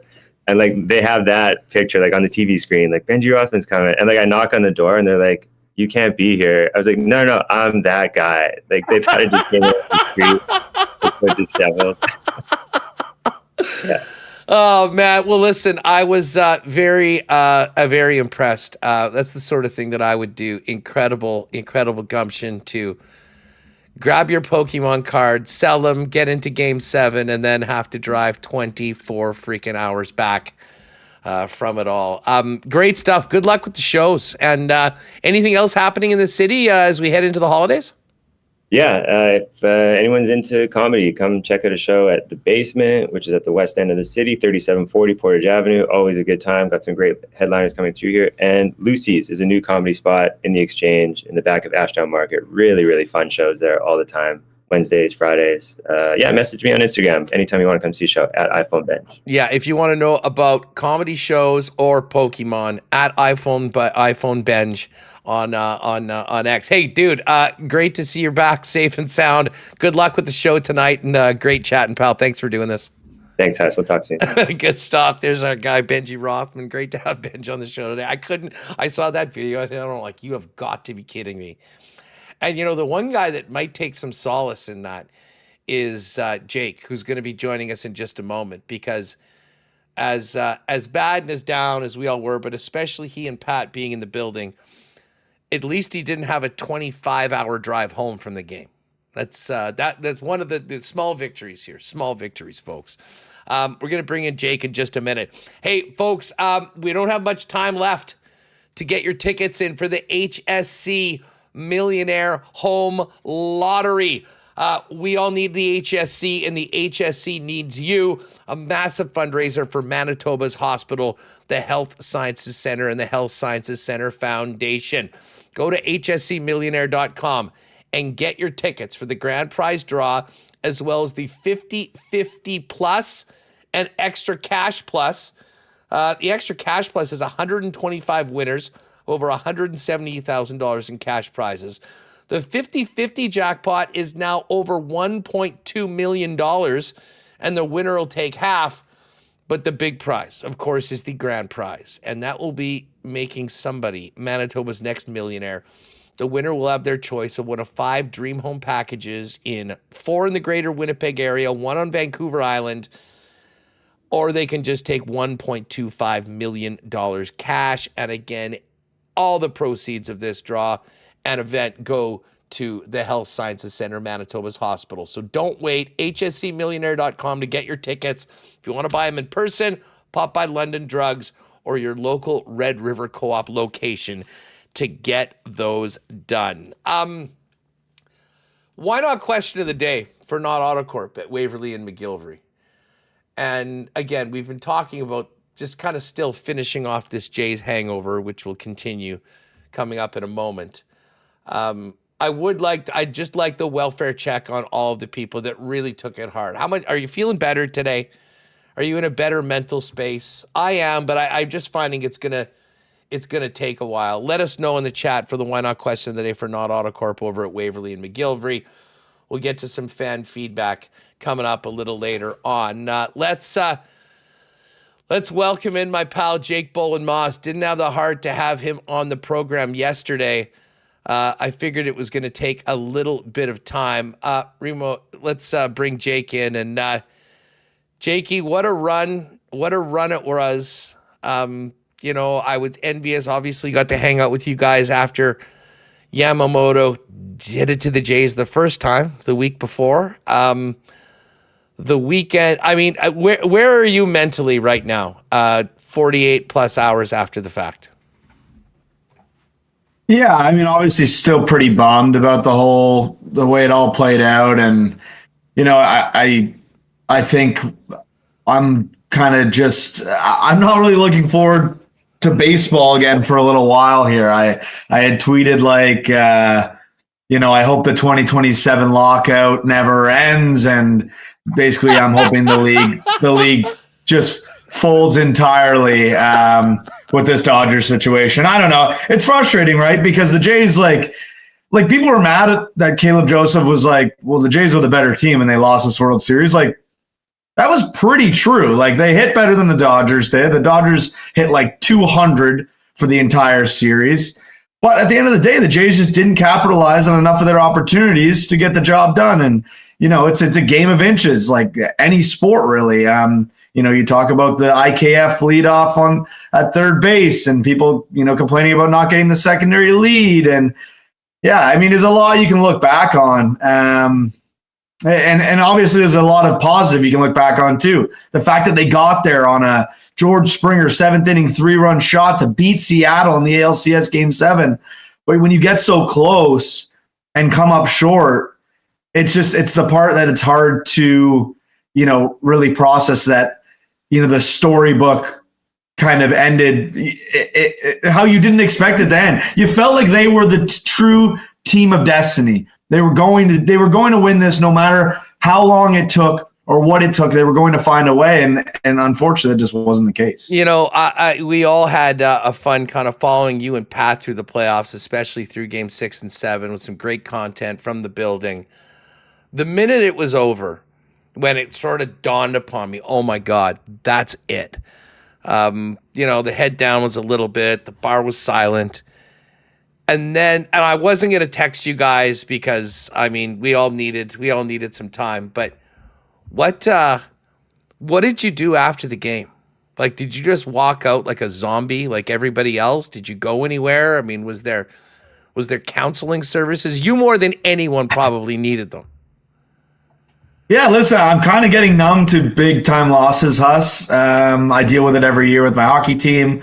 So I don't know, it never really truly crushed me because it almost felt like when Rojas hit the home run in the 9th that it just wasn't meant to be, because that to me was an easy out. He had been an easy out all series. The guy hadn't. I heard. I think it was Ken said earlier. The guy hadn't hit a homer off righties all season long. What are the odds of that happening? And then, I mean, Pat and I walked out together. pretty quietly. Pat said a few times, like, a friggin' broken bat. Like, he was so upset that we couldn't drive Vladdy in to at least tie that game and go to another inning. It's crazy. It hadn't even crossed my mind that a double play was going to win them a World Series there. And just Kirk gets the contact and, it gets down to Mookie and he makes the play. And it's just like, oh my gosh, like, what are the odds that that's the way it all crashes down? But not a whole lot said. Patty and I kind of walked out and made our trips to the old trains there. I ended up having to take a bus home because of how late the game went. There was no more trains going to where I was. So that was like insult to injury. I was sitting on the floor of this story with bus in Toronto. And I saw a whole bunch of stories of people freaking out inside like Union Station that they weren't running the trains anymore. Yeah. So, what happened was they had extended train service because of the playoffs, because, most of the games didn't start till 8. A lot of them didn't finish till say 11:30. So they'd extended train service, but then the game goes an extra, 2 innings. It had already been a long game. I kept looking up at the time being like, oh my God, like this is just creeping later and later into the evening. And by the time I got to Union Station, the train service had become bus service for the line I was on. So Patty, fortunately, was able to catch a train where he was headed, but yeah, it depends on the line. Like some people were just stuck getting on, buses to get home. And those buses, you're sitting in the same traffic you'd be if you were driving. And that's kind of a nightmare. So, at the end of the day, like whatever, it was already a sad trip home no matter what I was going to be on. So accept my fate and just get back to where I needed to go. Well, as I say, at least you weren't like our buddy Benj that was just on the program. He had a comedy show out on Thursday in Kenora and just decided to continue going and ended up getting there and then afterwards had to drive back to Winnipeg. So at least you didn't have to do that. Hey, you know what? I saw what happened in the Leaf game last night and I was thinking at the second intermission, I'm like, I don't know if it's fair to have Jake on the program tomorrow if this is what it's going to be. Those guys finally stepped up for you guys. Big win last night over Pittsburgh, 4 in the third period to maybe give you a bit of hope. I was saying and said to you throughout this playoffs that the biggest winner in all of this was the Leafs because they hadn't been very good. There'd been a whole bunch of stuff that normally would have been front page news that had been thrown off that was basically insignificant while the Jays were going. But they're back and they got winning just in time. Dude, the East right now, and we're always paying attention to the Central Division and the East. The East is, I've never seen things, and again, we're like a dozen games into the season. You've got 3 teams at 18 points, Montreal, Detroit, Jersey, and Pittsburgh. And then the Leafs have 15 points. The worst team in the East has 13. There is literally no separation between any of the teams outside of the top 4, and even the top 4 have nothing. Like, absolutely zero has been determined in the East so far at this point in the NHL regular season. Yeah, I think as of last night, the Leafs were like second or third to last in the conference. They win last night. They jumped to 4th or 5th, in the conference. So that's kind of just the nature of the nature of the East, I suppose we can say right now. It's a very odd situation. I think, let's give it another 13 games and see where everyone's kind of standing at. I'd be interested to see, where these teams are. I expect New Jersey. I think Montreal's a solid team. I think they'll be up there. Pittsburgh, I'm not sold on. We saw that collapse last night in the third. Carolina will be up there. But like Florida, third to last in the East right now, that probably won't remain.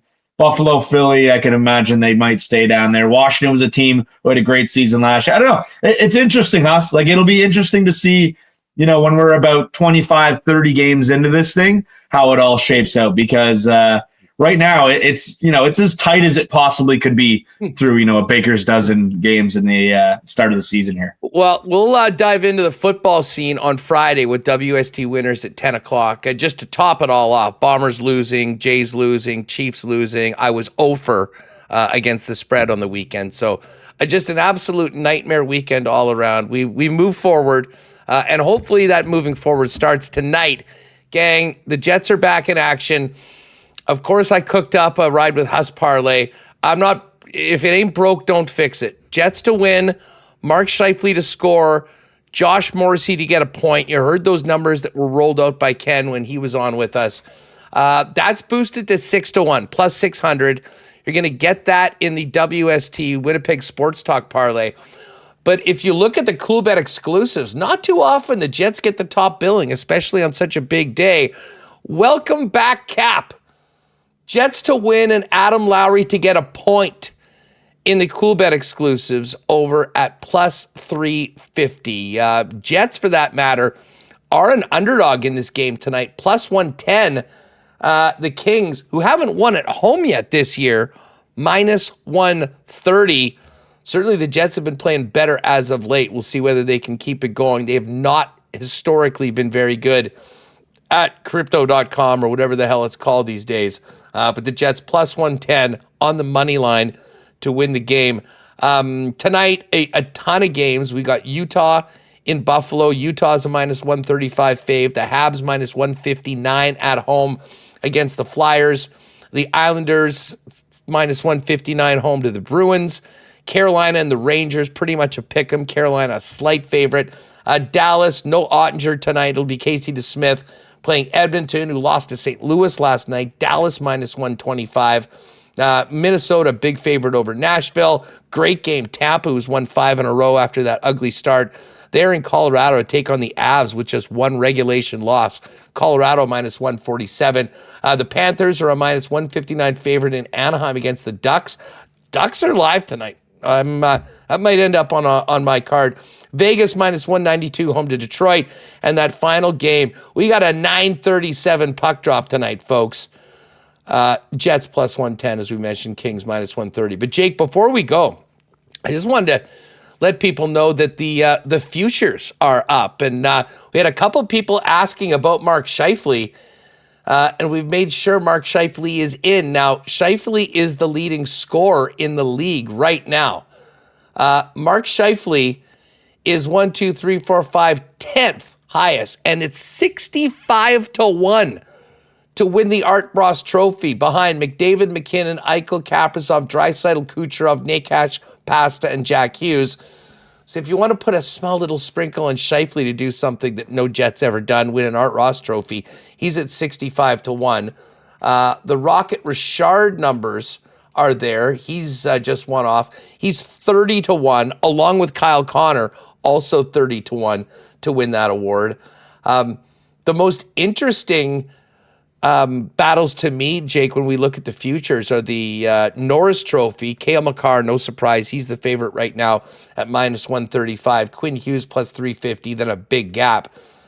But it's the Calder, and I get excited looking at the Calder every time after our WST winners. This Matthew Schaefer, like, he's 1 point out of second in NHL scoring for defensemen right now.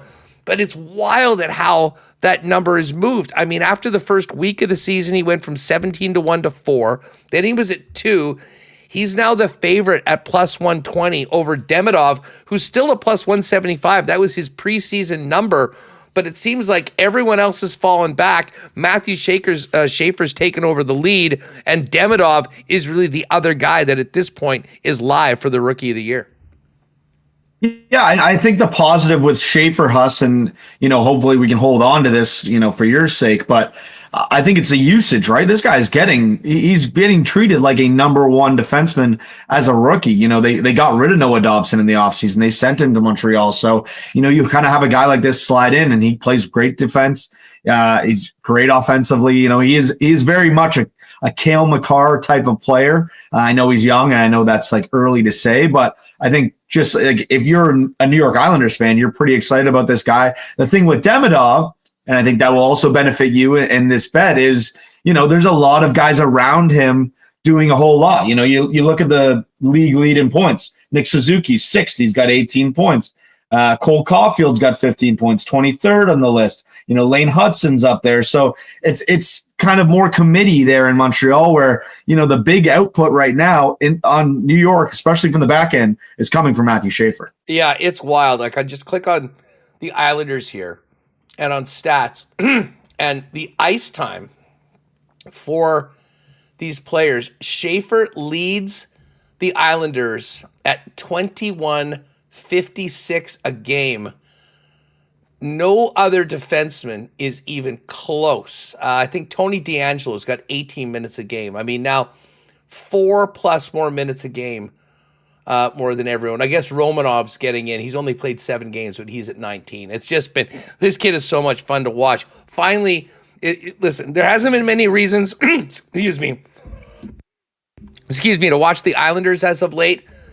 This kid absolutely is one. Anyways, full slate of futures up at Coolbet too if you want to kind of peruse that right now as we get into a big slate of games tonight. Hey, before we go, and obviously we'll get all our football picks on Friday, NBA is back. I know we got the 30% boost now for NBA hoops. If people want to bet that once a week. Yeah, college came back yesterday too, Huss. That works, similar to our American Football Hub or NFL NCAA. It also works on NCAA. So you're not a big NBA bettor, you want to dive into the college slate, that'll work as well. So similar to the MLB one that just wrapped up, a 30% profit boost every single week on the NBA or college basketball. So you can jump all over that. I saw Maddie Hyman in the chat was asking if we'd be in town for the Grey Cup. Confirmed, we are going to be in town for the Grey Cup next week. I'm pretty fired up. I haven't been to a Grey Cup before. I know Pat and Andrew have gotten a taste of it, but it'll be my first go at it. So I'm real excited. I know we're going to chat more on that. Have you ever been to the Peg behind before? The scenes? I never. I'm trying to think. Maybe when I was a bit younger playing frisbee, I feel like we might have had a tournament out there, but I don't know 100%. I think I did. I think I did one time. Us. That would make sense. We got a good ultimate crew out here. Well, listen, yeah, we're making some big plans. Can't wait to see you guys out here. Great to see you last week. And by the way, the Super Boosts have been so good to us throughout the playoffs, the Jays playoffs. Tonight, McDavid point, Scheifele point, boosted from -164 to even money at +100. I will be getting. I gotta say, Huss, I'm looking at the Art. I was looking at the Art Ross. I didn't see Willie on there. I don't know if I missed him or. He's going under the radar. He's got 18 points. You'll have to ask him. Yeah, I think he leads the league in point per game. I got to get on. Ev. Do we want to build something out? I know we're kind of running tight here. Do we want to build something up for an NHL tonight? A little, WST winners or a ride with WST for the games. You know what? Sure. Here's a couple games that I like. I don't mind Utah and Buffalo tonight. I think Utah is still at anything under they're -139. I do like Colorado. I know Tampa Bay has been really hot, but I think Colorado is still just playing at a real high level. Keep the Jets off of that card. We'll have enough action going on there. Is there a game or two that interest you? Yeah, listen, I know we're usually moneyline guys. I don't mind the over in Preds Wild. I mean, you look at the underlying numbers, they're not great for either team. I think a Noonan's going to go tonight for the Preds. Gustafsson has not had a great start. I could see some goals in that game. I know you said you like the Ducks maybe as an underdog against the Panthers. I don't mind that. Do we want to keep it all money lines? We roll with the Ducks, Avs, and Mammoth. Yeah, let's throw that out. It's +579. Throw that up in the combo cards with a little juiced up, and we can jump on that. I'm definitely going to be riding with it. Utah, Colorado, Ducks. We'll do a little WST special for a Tuesday coming up. Oh, and I'll say this. CFL 110 is coming up. We were just going to have a segment with the Manitoba Sports Hall of Fame, and then we'll go live with CFL 110. But we do have the CFL 110 parlay for the weekend, and I'm staying away from the spreads. I love the over in the East Final, so we're going to take the East Final, over 53.5, and Montreal and Saskatchewan to win. And that one will be up in the combo cards as well. I think it is already up there unless... I have it listed as a ride with Huss. Do you want it as a CFL 110? I can get it changed if you like. Sure, either way, but that's what it is, from 370 to +425 if you like that one. Jakey, we'll talk to you later on this week. We'll see you Friday morning when we turn the page and get back to winners for Week 10 in the National Football League. Have a good one, pal. Thanks for doing this. Yeah, thanks for having me, guys. We'll chat soon. You got it. Be well. Chin up. Oh, good to hear Jake in a pretty good mood. I was legitimately worried about he and Pat after the game last night. We've had some hilarious chat today. We're going to get to head out to the Manitoba Sports Hall of Fame in just a minute. But the fan feedback today for fansfirst.ca, your number one spot for buying and selling Winnipeg tickets on the resale market, where what you see is what you pay with no added fees. Fansfirst.ca, check it out. A wide variety. And I think this came from the Nikolai Ehlers conversation we had with Ken. But Murray Sisler was saying that Nick looks homesick. Nicole J. Hope he doesn't get himself going on November 21. BA Analytics said he'd get more points with more minutes too. He will regret leaving like many have.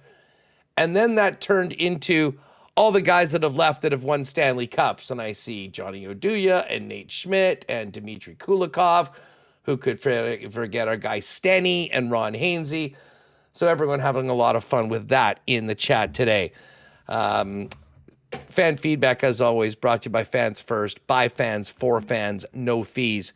Check out the site today at fansfirst.ca. All right, we've got CFL 110 coming up in about 10 minutes. First up, though, with our pal Westy going into the Hall of Fame, we want to check out with our friends at the Manitoba Sports Hall of Fame. Let's do another It Takes a Community to Play segment with our friends at Sport Manitoba. And it is a big couple of weeks coming up for our friends at the Manitoba Sports Hall of Fame. We have the 2025 class going in on Thursday. And then, of course, people coming from around the country for Grey Cup next week. Might want to check out that Grey Cup exhibit. Let's welcome in the new curator at the Manitoba Sports Hall of Fame, Cheney Lancer, to Winnipeg Sports Talk. Cheney, what's going on? It's great to have you on the show. Oh, thanks for having me. It's fun to be here. How are you enjoying your time as a curator of the Manitoba Sports Hall of Fame? You know, we've done events there throughout the years, and it is always such a cool room with so many things to look at for sports fans who are interested in history. Yeah, I'd mirror what you're saying there. It's overwhelming. There's an awful lot here. There's an incredible amount of history, and the biggest thing is, you're learning about all these incredible Manitobans, and I'm learning about it myself just as it goes along. It never stops. It's fantastic. Well, for all of our friends who enjoyed the whiskey tasting events the last couple of years, we'll be working on hopefully pulling something like that off back at the Manitoba Sports Hall of Fame in and around the Winnipeg Whiskey Festival again this year, coming up in the new year. But right now, fill us in, Cheney, on obviously the Grey Cup is coming up. There's a lot of interest in that. What are you featuring right now at the Manitoba Sports Hall of Fame for people that might want to check it out here in the city, or for CFL fans checking out the show that will be coming into Winnipeg for the Grey Cup next week? Yeah, it's really exciting. We have our permanent display here has a huge number of football related items in it in our decades gallery from throughout history, going back into the early 20th century. And then we have some smaller exhibits here. We have one exhibit that's dedicated to the Grey Cup in Winnipeg, and we have an Indigenous honored members exhibit, as well as Special Olympics exhibit, and we also have a really interesting snowshoeing exhibit as well, to go along with all the main permanent exhibits that we have. Yeah, I will say to folks, and if you are coming in for the Grey Cup, or especially maybe if you're from somewhere else in Manitoba but haven't had a chance to really spend a little bit of time in it, around Grey Cup weekend would be a great time. And I guess perfect timing with the public viewing. It's right in and around the weekend. I believe both Fridays and Saturdays, there'll be an opportunity for people to come in, check out the Grey Cup exhibit, as well as getting lost in everything else that's there at the Manitoba Sports Hall of Fame. Absolutely. Yeah, we're open 11 to 4 on Friday and Saturday. And I encourage everybody to come on down and check it out, like Bob Barker says. And we also have a new exhibit as well, a new permanent exhibit that's dedicated to honored members that actually has a full showcase of all of our honored members throughout history. So that's an exciting new thing that we're just going to be unveiling as well. Well, and speaking of new members, Coming up this week, the big night, the annual induction into the Manitoba Sports Hall of Fame. Some incredible athletes in Manitoba history going in. And I would be remiss if we didn't start off with our pal, longtime Blue Bomber kicker, and of course, our longtime colleague over at TSN 1290, Troy Westwood. We always joke with Westy about his many accolades from his legendary career in Winnipeg, and now he finally gets his rightly place in the hall. Yeah, it's exciting. He's one of an illustrious group that we got coming in here, and no shortage of great personality and great talent, and wonderful contributors to Manitoba society, of which he's one of them for sure. So Westy going in, and I think he probably would be maybe the most recognizable athlete. But part of the greatness of the Manitoba Sports Hall of Fame is it's not just focused on professionals or people that played for the Jets or the Bombers. I mean, it really does encapsulate every level of sport, and many sports that maybe don't often get the recognition of others. Volleyball being such a massive, massive sport at a grassroots level, and we continue to produce top-level college team or university teams as well as players. And Russ Paddock, which is the Paddock name in Manitoba goes a long way. Both athlete and a builder in the volleyball side going in. Yeah, his career is incredible. I mean, learning about it myself when I chatted with Russ, and then learning about everything that he's done coming from small town Manitoba. Originally maybe playing hockey, thinking that's what he would be doing, and then shifting into volleyball, and then the rest is history, going to the Olympics and competing on the world stage, and then getting to be the athletic director at Brandon U, and leading them to a U Sports Championship this year. It's pretty incredible. No doubt about it. Softball's another sport that, especially on the female side for years, has produced some incredible teams out of this province. And tell us about Ashley Lands, who's coming from softball, heading into the hall. Yeah, what's not to say about her? Her accomplishments, are just too numerous to mention. She, from playing as a kid on the Smitty's teams to competing at international competitions on a national level for Team Canada, gold medals, and pitcher of the year at the NAIA, and in 2008, I want to say it was, just incredible accomplishments. Now, this is not just about athletes; it's also about the people that make sport happen. We often, when we do these segments, we talk about, the importance of volunteerism and coaching and leadership. And we've got two pretty special builders coming in Glenn Bergeron from the sports medicine field, and Colonel Gary Solaire, who is, a builder in a multitude of sports. Fill us in on the builders that are going into the hall. Yeah, well, I mean, Glenn Bergeron is almost needs no introduction with the work that he's done in sport medicine, and he actually helping to even develop the programs that are at the U of W and the U of M, and just internationally as a whole, and pushing that field forward. I mean, it's just synonymous with professionalism and hard work. And then Gary Solar has been involved in everything from setting up fundraising for community organizations to helping to build the Manitoba Sports Federation, which is what Sport Manitoba is today, and it was also instrumental in getting the Hall of Fame up and running as well. Yeah, dozens of community programs as well. The Pan Am Pool, which has been such a big part of the aquatic scene here in Manitoba for a long time, with his fingerprints all over it. And yeah, too numerous to mention. And this is always neat. My favorite part of the Sports Hall of Fame induction every year is the team category. And, we've had teams like the Jennifer Jones team, or, the Bombers that win a Grey Cup, but there's always great community stories of, teams that probably didn't get the credit they deserve for their accomplishments. And a pretty special team going back to 1987 from the soccer scene of Manitoba, the Lucania soccer club going into the Hall of Fame. Tell us about this team and how they were chosen to be inducted into the Manitoba Sports Hall of Fame. Well, underdogs. They were the underdogs in the year that they won the championship. They were supposed to be steamrolled. And they had an inauspicious start to their year, losing terribly in their first game, and they kept it together, and they ended up surprising everybody and just dominating in the year, and then winning the championship in '87. And they represented hard work, and these are all folks who had regular jobs and just lives and families, and they dedicated themselves to the sport and achieved greatness. Yeah, not only winning here, but winning a national championship. And often, we kind of look back at that point, and I was a kid at that point, and I think that was in and around the Furies time, sort of thought to be a golden age of amateur soccer in Manitoba, and obviously know where the sport has gone from there. But this Lucania team will also go in. It's always a special night in Manitoba sports for the Hall of Fame and for all of the inductees and everybody there.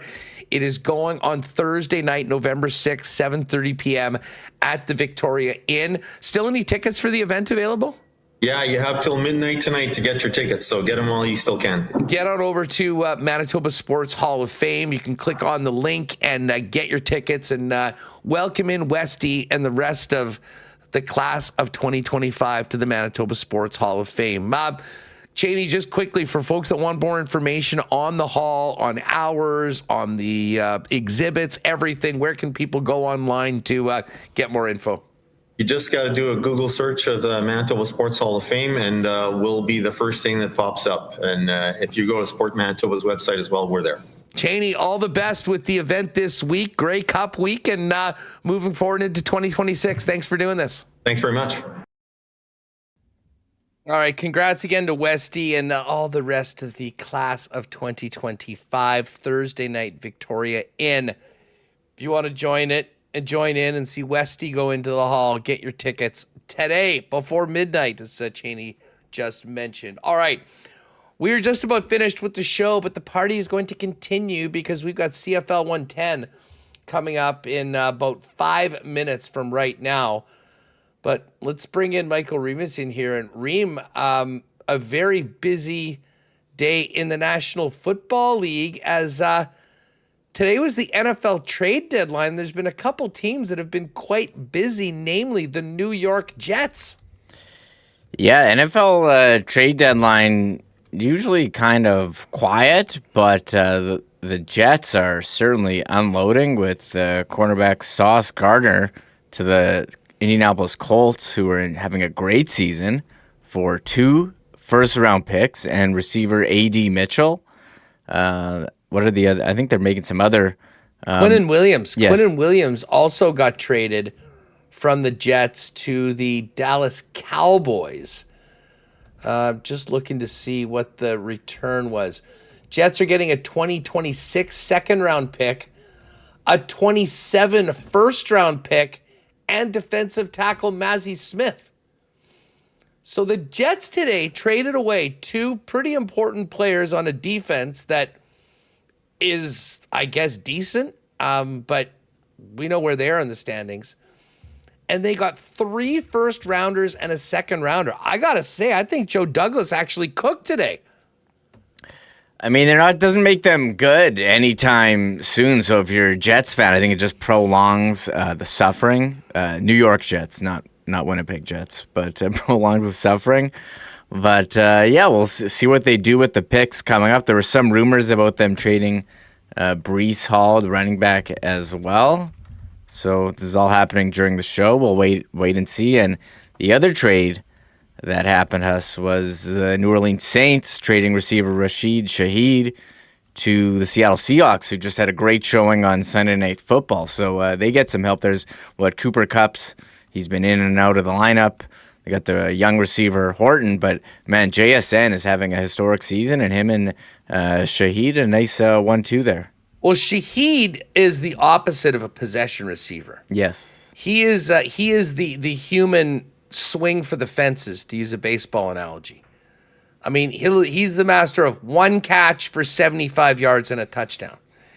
And I'll tell you what, the way that Sam Darnold has played so far this year, I think that he's going to be a weapon for the Seahawks through the rest of the season and into the playoffs that they maybe didn't have, like a real field stretching capability receiver to get in to do that.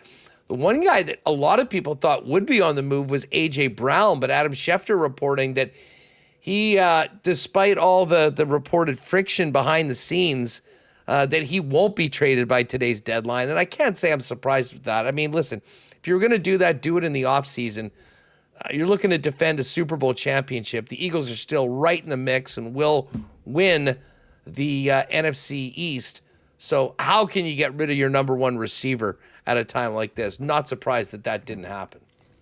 Yeah, I agree with that. And there was one other trade as well, Jacoby Myers. I thought this was a steep price to pay for a guy nearing the end of his contract to the Jags, who've had some receiver injuries with Travis Hunter and Brian Thomas Jr., but 2 picks going to the Raiders, a 4th and a 6th in 2026 from the Jags. So big price for the Jags, I think.